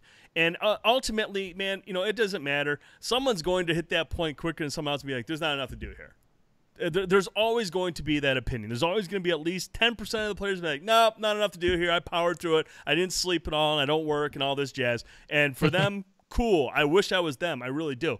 But for other people like myself, boys, I know you, Frankie, I know you're a grinder, man, so I know you can hit the end of a game quicker than we can. But even then, there's times, Frankie, where you're just like, I don't understand why people are bitching about this. Like, there's plenty to do here.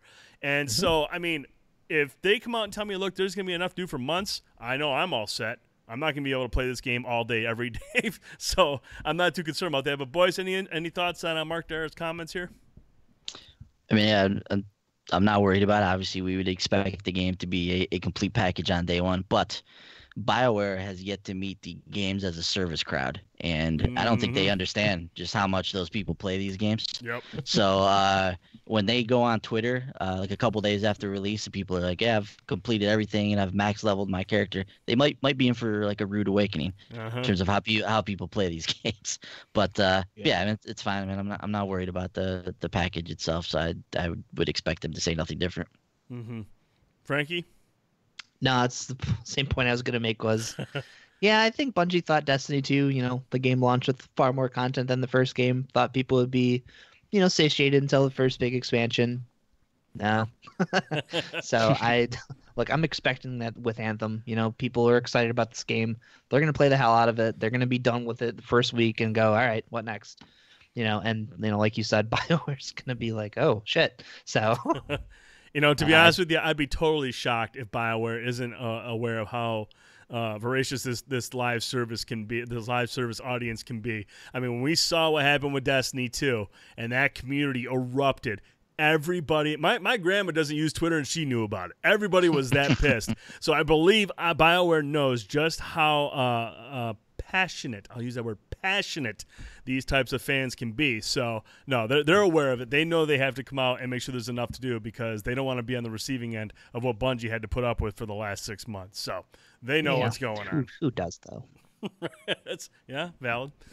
All right, next story, Frankie. I know this is one you're excited about. THQ Nordic has bought the Kingdoms of Amalur franchise. They purchased this from 38 Studios. The company has finalized a deal to acquire Kingdoms of Amalur and the Amalur property based on the abandoned Copernicus. That's a big word. Copernicus MMORPG project. It came out back in 2012 and features fast-paced third-person combat. The game hails from author R.A. Salvatore, Spawn creator Todd McFarlane, and Elder Scrolls 4 Oblivion lead designer Ken Rolston. Now, correct me if I'm wrong. Is this the one that Kurt Schilling was a part of? Yep. Yes. Oh, yeah, here it is. Developer 38 Studios would eventually get sued by the Rhode Island Economic Development Corporation. The company took out a $75 million loan it couldn't pay back. Supported by Rhode Island taxpayers in 2016, the developer was not indicted with criminal charges. But yeah, I do remember this is the one that Kurt Schilling was a part of. And, dude, Kurt Schilling, man, what a character. But, Frankie? Yeah, that's a weird one. I want to come to you first, man. Your thoughts on THQ Nordic picking this up, and are you excited to see what they'll do with the franchise? I love the fact that THQ Nordic is like slowly taking over the world. Like, I feel like at some point, like they're gonna own Ubisoft, they're gonna own Activision, they're gonna own everybody. But I am excited though because obviously they're gonna remaster the game and put it out. That's what they've been doing with a lot of the properties they've been snatching up. And this is a game I actually never got around to playing. I did buy all the DLC and planned on playing it at some point. And I know one of my ex-girlfriends was playing it.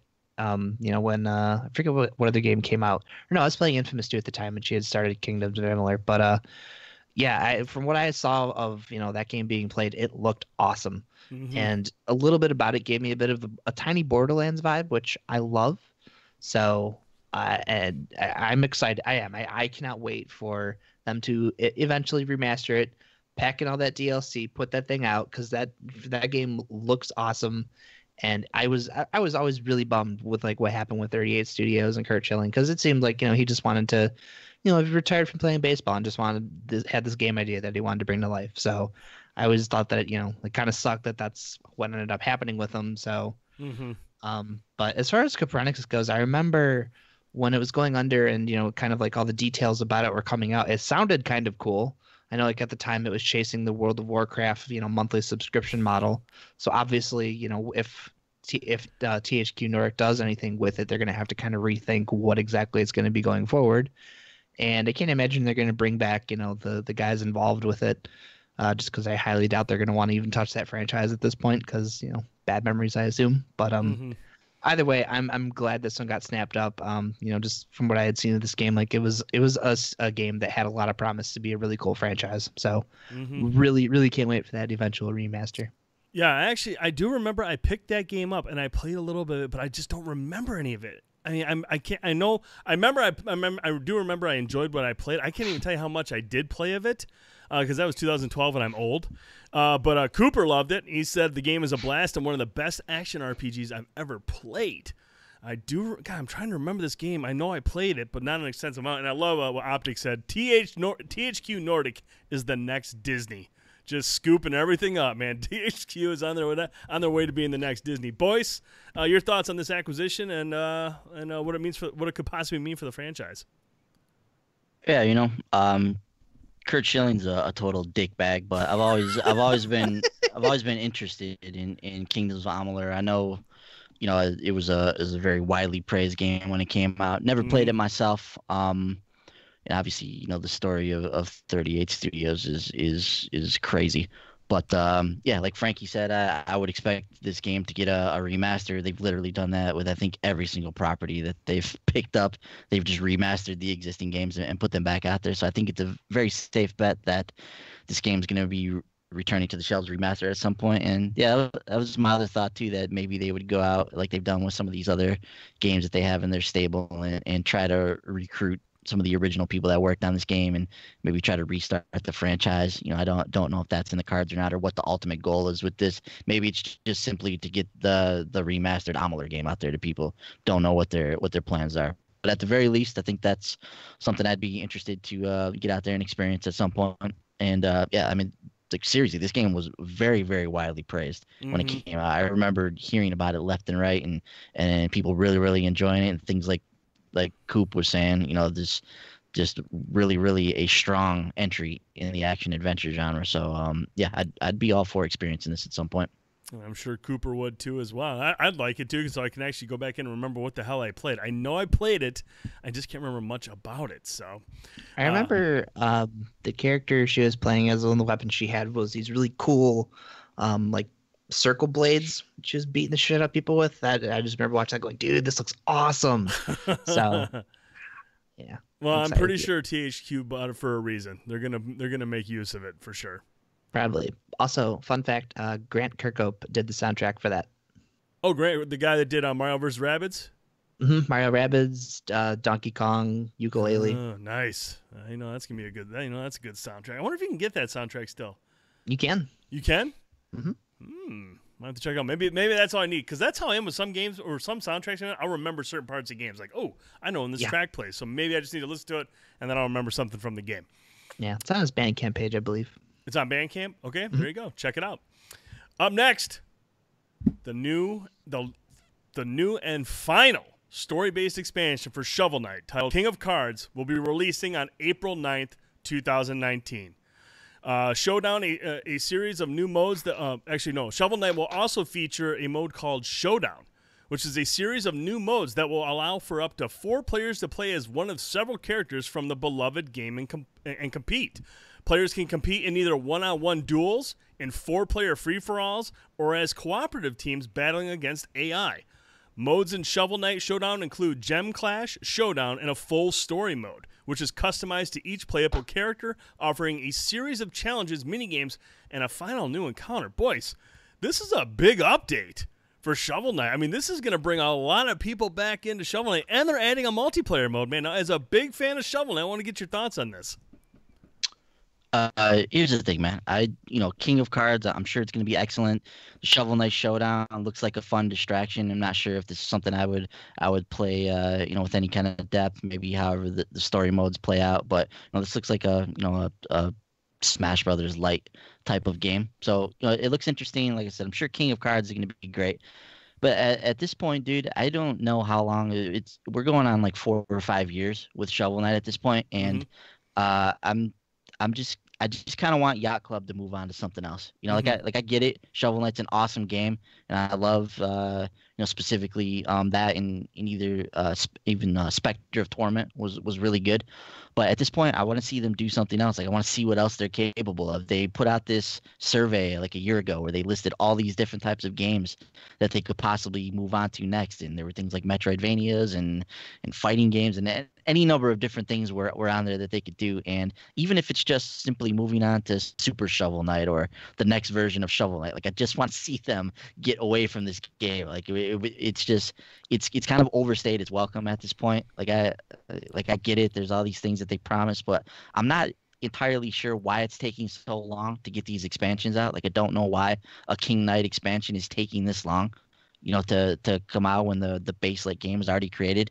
And I don't want that to sound like a dick thing to say. Like I'm not a developer and I don't understand how all this stuff works. And Yacht Club is a small team and I know that they're working hard over there, but it's just I just want something else at this point, dude. Like I want them to do something else. I'm just tired of them releasing Shovel Knight add-ons at this point, 5 years into the game. And by the time King of Cards comes out, like I feel like most Shovel Knight fans are going to be the same way. They're like, all right, cool, but it's hard to get excited about this game at this point. It's another, Shovel Knight edition, and it's going to play a little bit differently than the other ones, but for the most part, it's going to be just another like version of that game, and I'm just ready to move on. I'm shocked. I thought this was going to be a fun segment, an exciting segment with lots of laughs, and Boyce just drops a napalm bomb on my picnic I had planned for him. So, wow. Sorry, buddy. No, that's cool, Buzz Killington. Do your thing. Frankie, save this guy and save this segment, please. I mean, I can't. I've only played the main Shovel Knight game. No, but here's the thing. When Shovel Knight came out, Mega Man was pretty much dead and buried at that point. We did not see Capcom with any desire to do anything with Mega Man. And since then, the Legacy collection's out there, the Mega Man X Legacy collection's out there. Mega Man 11 is coming out. Like that genre has, expanded more than just Shovel Knight itself. A lot of other games have stepped up and kind of brought that genre back to life in a lot of ways. So when Shovel Knight came out, I understood why that game was so popular, but now, you know what I mean? Like there's so many other games like it you can be playing, and like Ben said, Shovel Knight is still Shovel Knight. At the end of the day, even if it's a different character, it's still Shovel Knight. And don't get me wrong, Shovel Knight is fantastic. I beat that game earlier this year. Finally, I was so happy to do that. But by the time I was done with it, I was like, I don't really want to play any more Shovel Knight. I don't want to sound mean or anything, but I was like, this is great. And like Ben said, King of Cards looks awesome. That's a really cool setting, and looks like it's going to be a lot of fun when it comes out. But like as of right now, I'm just not dying to play any more Shovel Knight. Jeez, oh man, Boyce, way to throw We need this. Bender for this, honestly. I mean, I don't know where he is, but Boyce, way to throw this on the outline. That was a good topic. Jeez, No, next time just put a shit emoji next to it before we run it, so I'll know how to set the mood for it. No, I knew when this topic was on here that this is the direction I was going to go with this, and I just think it's worth discussing. It's just like there's just something about like DLC. It's just I get like it's a new campaign and it's going to be marketed as almost like a new game when it eventually comes out, but it's just like it's DLC. It's just like imagine getting DLC for a game you bought 5 years ago. It's like are you really going to get Ops 3? Yeah, Right. like, are you really gonna get that excited about it anymore? Like, we've moved on at this point where there's millions of other games we've played since this game originally came out. So it's just like I want Yacht Club to move on and do something else now, man. It's just the reality of it. I absolutely love Shovel Knight. It's a fantastic video game. It's one of the best like 2D platformers of this generation, undoubtedly. It's a fantastic homage to Mega Man and Mario Brothers 3 and the Adventure of Link and all the other games that it pulls from. It's a wonderful video game, but I want to see what else this developer can do because they did so well with Shovel Knight. Like, I want to see what else they're capable of. It's in some ways to me, it's almost kind of a missed opportunity. The fact that they did do all the expansions in the same style. I felt like it would have been cool if the expansions kind of, like when they did like Spectre Knight, if that one took like the SNES version, like and kind of evolved, like Shovel Knight paying homage to older games and King of Cards being like an N64 style game or something like that. So I think in that instance they kind of dropped the ball a little bit, just to keep Shovel Knight interesting, knowing that it was going to still be relevant, years down the road. Optic, I'm sorry, I can't save the segment, dude. I know you want Optic's like save Shovel Knight. I can't, dude.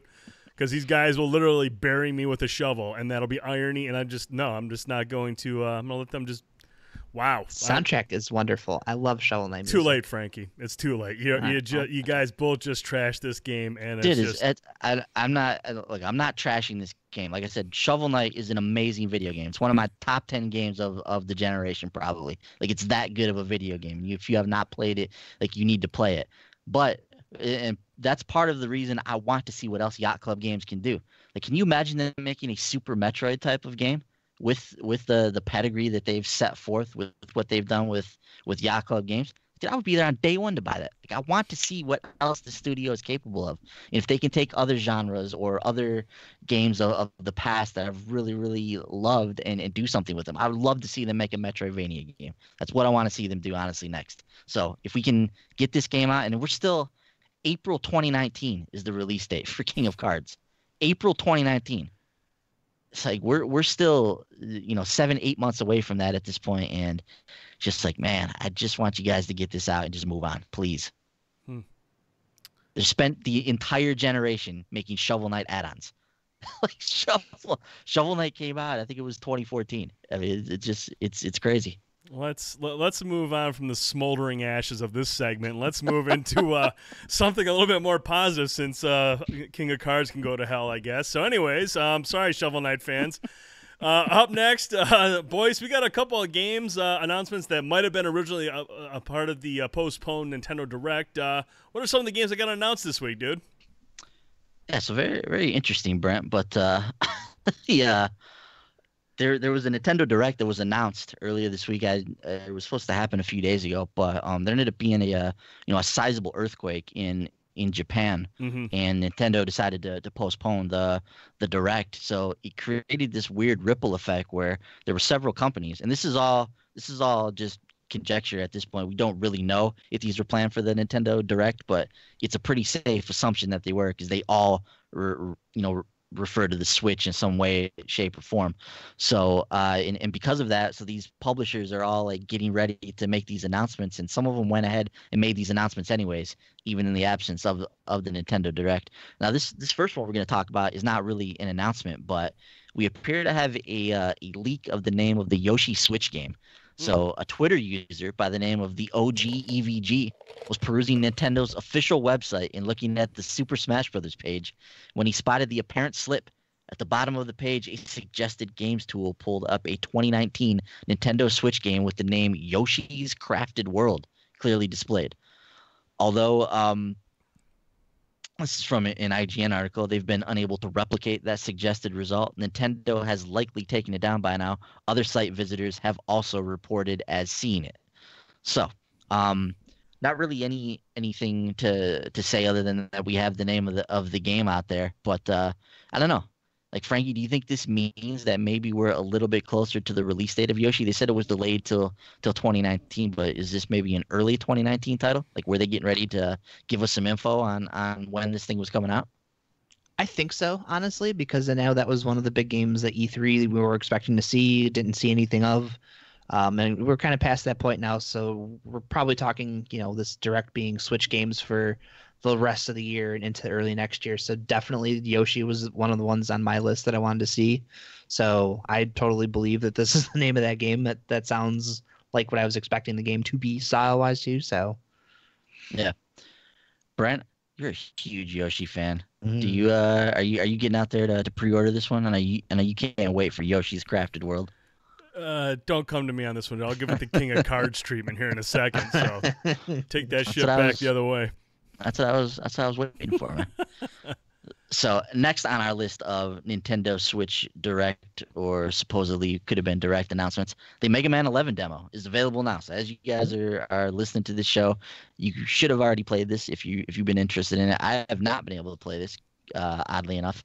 I'm super interested in Mega Man 11. I will be there on day one to get this game. But there's a demo available now for the Switch, for the PlayStation 4, for the Xbox One. So if you're interested in seeing what this is all about, definitely get in there and check that out. But I want to get in there and see how this new art style works. Specifically, I want to see how the game feels, if it still feels like the Mega Man I know and love. So I do need to get in there and play this at some point. A strange one here, Final Fantasy 15 Pocket Edition has been released for the PS4 and Xbox One. It's available right now, and it apparently was going to be announced for the Switch as well. I don't know when exactly the Switch version is going to come out, but it's on sale right now on the PSN and Xbox store. So I don't. What exactly is Pocket Edition the? It's the chibi version. Is it the full Final Fantasy 15 game, just in chibi, or? I think I don't know if it's like to scale, but I think it's just basically the game. Obviously in a chibi world, chibi setting. I actually looked this up because I seen this announcement. I was like, what? Like, what is this? What is this Pocket Pool edition? I'm like, I don't know what this is. Yeah. And so I looked it up, and yeah, it's just basically like little chibi versions of all the characters in a chibi setting. But I guess it's the full like narrative. I don't know how much there is in terms of like the scale of the combat and everything, but it is Final Fantasy 15, but in chibi form. Yeah, so I remember this coming to mobile, and it was an interesting idea at the time. But like, what is the purpose of bringing this to PS4 and Xbox One? Like, Final Fantasy 15 Royal Edition was on sale last week for $19.99. So for $2 more on PlayStation 4, you could have gotten the entire Final Fantasy 15 experience in all of its like HD glory. Like, what is the point of having this on PS4 and Xbox One? That seems like a very strange addition. Like, it's cool if you want to put it on the Switch and have a handheld version of it. Like, I get that, but it's a very strange addition to the PS4 Xbox One library. Not fully understanding that one. They probably just want you to play the game, and it's probably shorter, so it's probably for you. It's a valid point. I mean, I do hold a specific weight in the gaming community, so it would make a lot of sense that Square would release a game specifically aimed at myself. So maybe I'll get on there and buy it just to appease them. Might have to. We'll have to look into that. But yeah, next thing we want to mention is Civilization 6. Speaking of strange announcements. So Civilization 6 was apparently set to be announced for the Switch, dropping on November 16th. Now, Brent, if there was one game in the catalog of games across the entire spectrum of the gaming world that I would peg to not come to consoles, much less the Switch, it would be Civilization 6. What in the hell is this game doing on Switch? Like, can this even work? Dude, I don't know. I think this is the game my brother tried playing on his PC and it almost melted. Like his PC, obviously his PC isn't like super powerful. But man, how watered down is this version gonna have to be to run on the Switch, dude?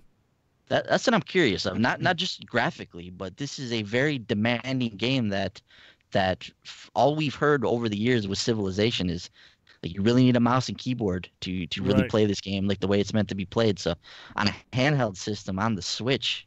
Obviously you can play this on your TV as well, but I got to think that they're putting this on the Switch with the idea that people are going to be taking this thing on the go with them, and they're going to be probably using the touchscreen maybe to move units around and whatnot.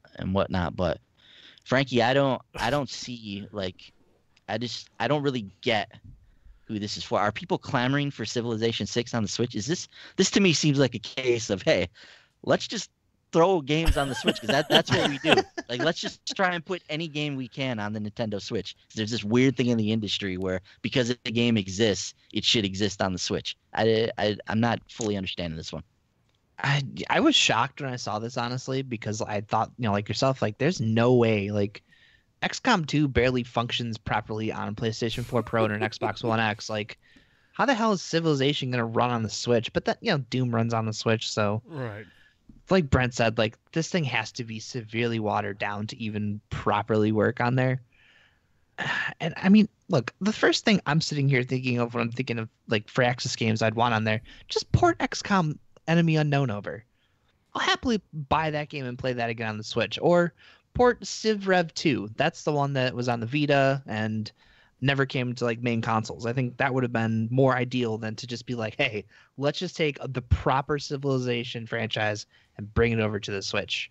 Don't get me wrong, that sounds really great on paper, but you know what I mean? Like, I don't know. I just don't know about all the touchscreen and, placements and whatnot. I don't know. And plus I just bought it off Steam for like $20 or something. So I have it on PC. So as somebody who loves the Switch, I just don't see myself even wanting to try it on there because it's just going to be a nightmare. And you know, and when you guys think of, like you mentioned, Civilization, there's a lot of mouse and keyboard mouse. You're clicking on a lot of stuff. Optic Ghost said Cyberpunk 2077 could easily run on the Switch. If they're using the same cell shading they use in Borderlands. But no, like it's like the when you look at the Switch and you think of Civilization 6 and like mouse and keyboard, there's so many things you got to click on. There's so many submenus you got to go through. And I mean, yeah, I understand the Switch has a touch screen, and that's probably going to be a better way to play it than using the analog sticks to move everything on. But you can really want to be sitting there just smudging on your Switch all day, scrolling around the map, digging into the little menus. I mean, it's just, dude, there's no way. There's no way I'd want to play it. I don't play Civilization games. I don't have the patience for it. I usually just try to like find a way to nuke everything and go home. But it's just like, this is not something I want to play on the Switch, let alone any console. Yeah, no, this is a mouse and keyboard experience, and like you said, the touchscreen probably sure helps over a controller. But no, I bought Civ on PC because that is a PC franchise. I'm sorry, I love the Switch, but no. That's a great announcement, though. That would have been a really cool surprise. Well, it got people hyped on it, and like Boy said, there are people that are just like, yeah, I'll buy whatever you throw at me because I want to be able to say, yep, I'm playing Doom on the Switch, or I'm playing Skyrim on the Switch. And I understand the allure of that. That's really cool. You can play a lot of big games, but man, I don't know if every single game has to be added to the Switch, man. It's just, yeah, and Cooper said it too. He goes, it doesn't even seem like the right audience on the Switch. I mean, is there any other game like that on the Switch? Just who on the Switch is like, man, you know what we really need? Civilization 6. That's what we need on the Switch right now. I don't know, man. Anybody in the chat? I mean, I don't think so. I can't think of anybody that'd be like, man, I really want to take this on the go with me. I want to have this in there. Yeah. I want to smudge up my screen as I go and click on things and move stuff around and then switch to the handles where I need to do something else and then go back to the screen. No. Nope. Yeah, don't want to do any of that shit. No, thank you. Like I said, Civ Rev 2 would have been the optimal thing to do. Or Civ Rev 3 and just have that as a Switch exclusive. Yeah. That would have also been cool. Like those games, the Civilization Revolution games, would work on the Switch. But the full-blown Civ experience, no. I'm good. Continue, Mr. Boyce. That's it, man. That's it for this segment. All right.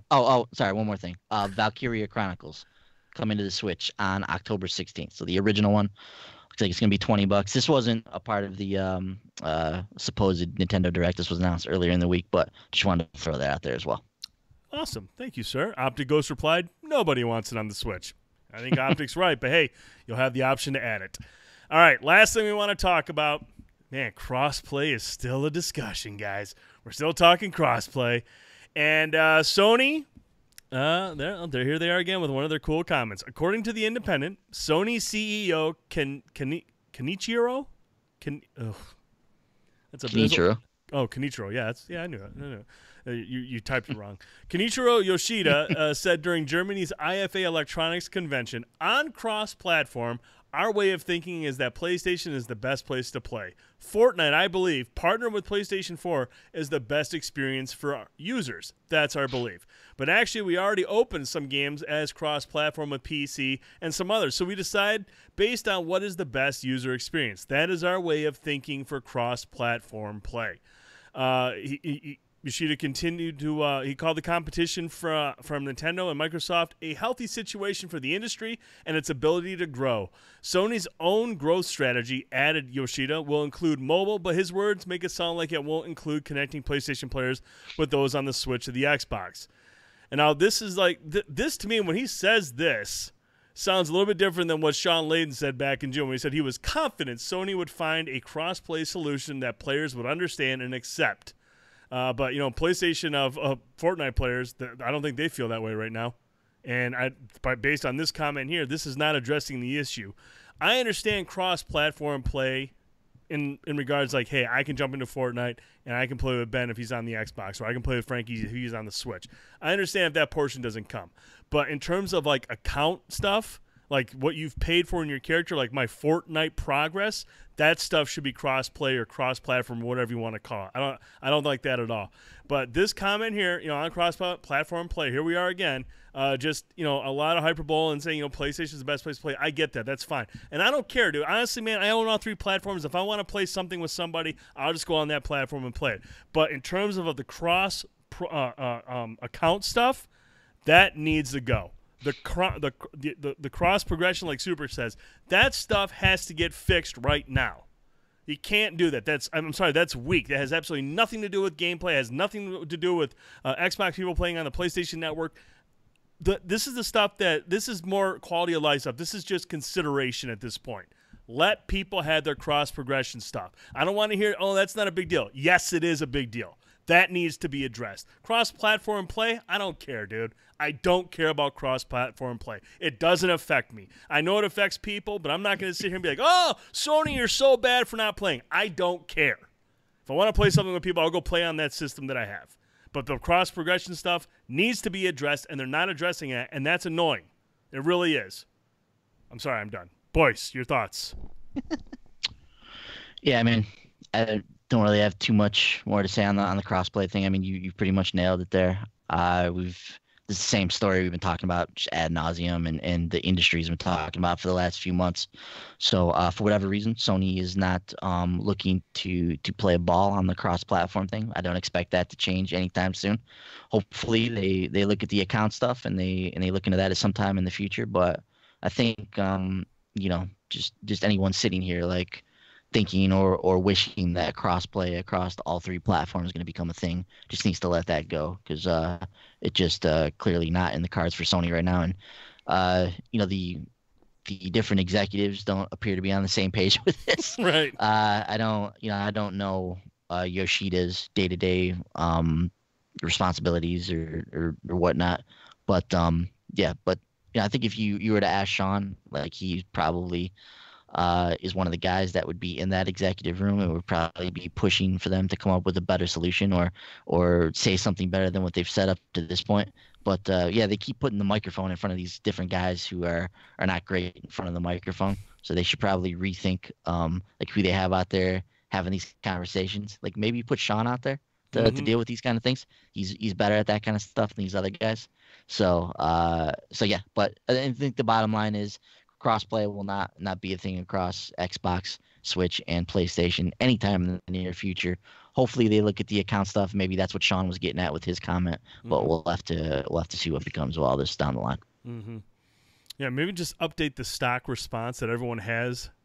Just give everybody a script so that they can say the same thing right. over and over. So Jim Ryan and Yoshida here, they can just make comments that are more in line with what they should be saying and not just this. I mean, seriously, when I read that's a stock response, and it's a really bad response. It's not a good response. It's just, okay, that's just bullshit, but whatever. You need to start addressing some of the issues that can be fixed, and that's the account stuff. Frankie, your thoughts? I agree to a degree, and I say that because when I think of, obviously with Xbox, there's a Play Anywhere, so me playing We Happy Few on my PC, my progress transfer to Xbox, I love that feature. I totally agree. I would love to see... if the game works on PlayStation and PC, I want that save file to transfer between the two as well.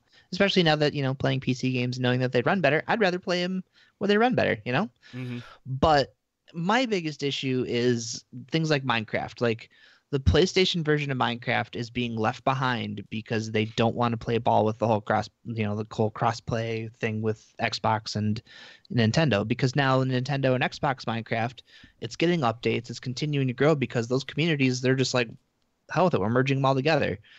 And the PlayStation one's just going to be left behind now because they don't want to play ball. And if you're a Minecraft fan, like, you're probably pretty pissed off about that. Mm-hmm. But like you guys have talked about before, we've talked tons of times about, the crossplay thing just in general, Rocket League and whatnot. I think opening up, to doing Steam was probably a lot for them.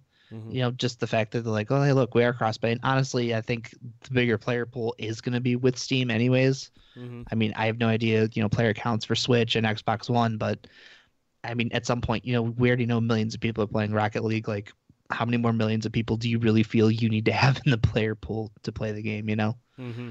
So I understand too, like, there's smaller games out there that would maybe benefit from having a larger pool to draw from.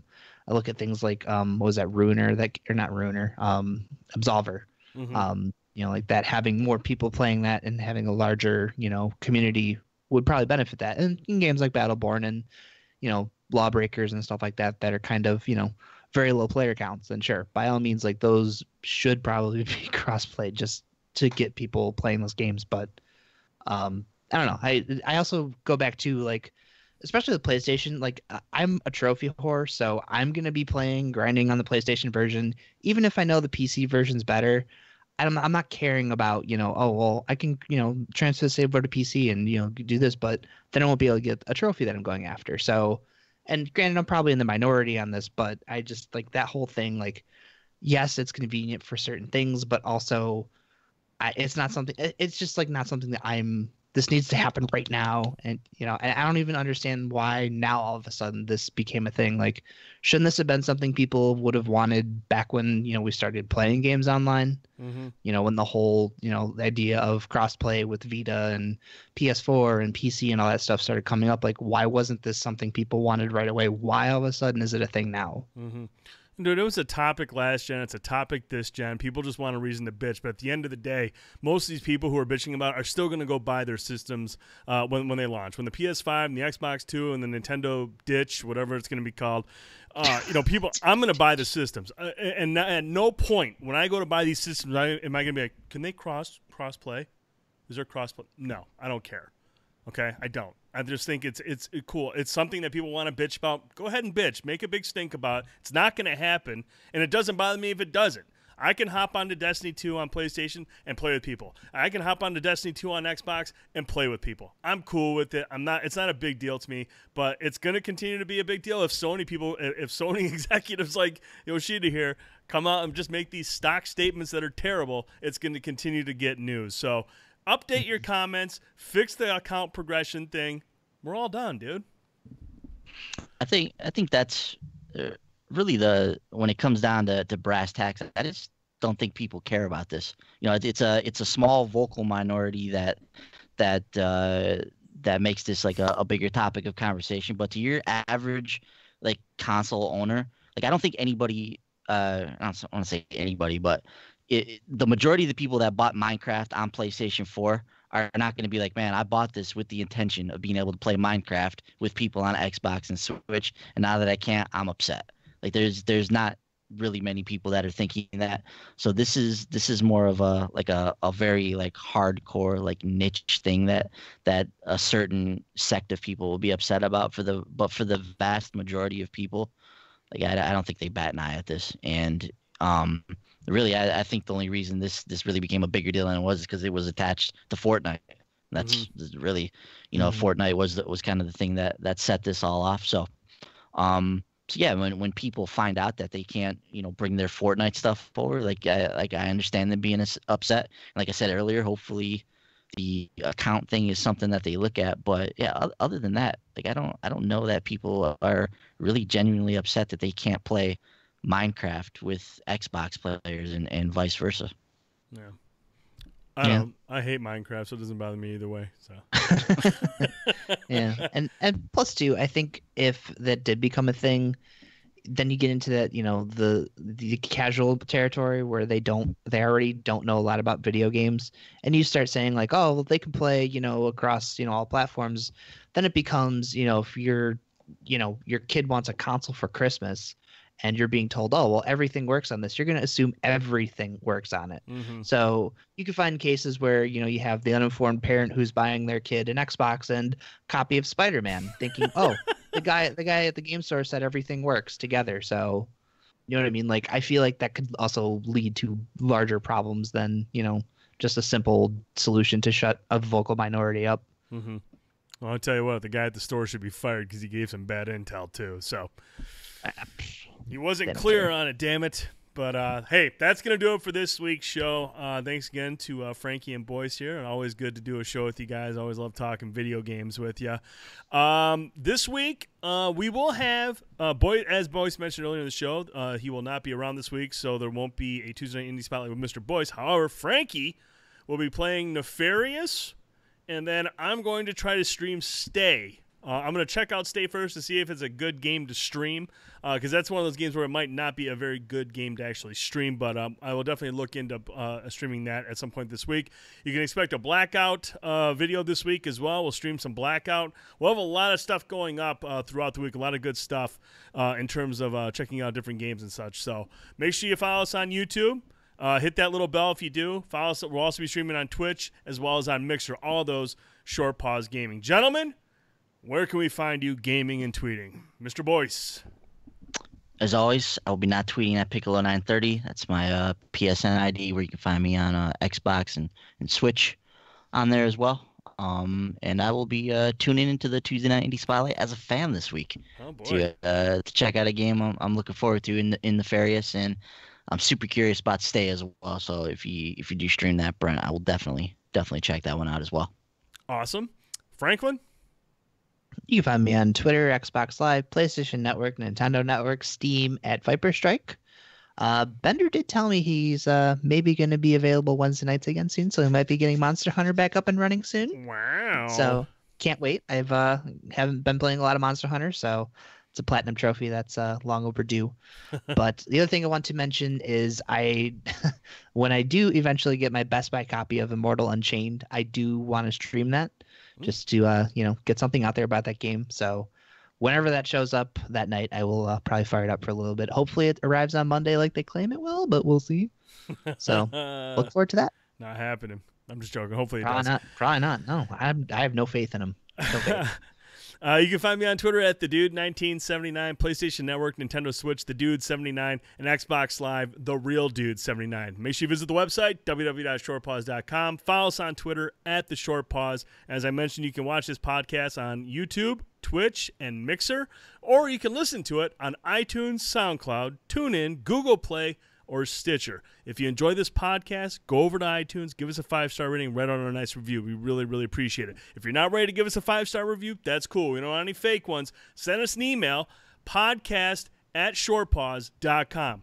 Questions, suggestions, feedback, anything. We want to hear from you. It's the only way this show's going to get better. So hit us up, podcast@shortpause.com. Is that everything? Did I hit everything up? I think I did good. You've done good. I done real good. For Mr. Ayler, Mr. Holt. Mr. Holt. You're not Mr. Holt.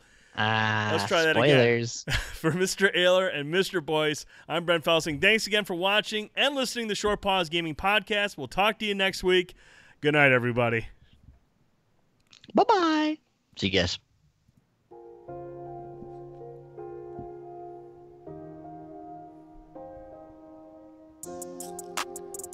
And lastly, thank you to Alpha Bravo, Super Cooper, Optic Ghost, Angels and Demons, and everybody else in the chat tonight. Jacob was in there.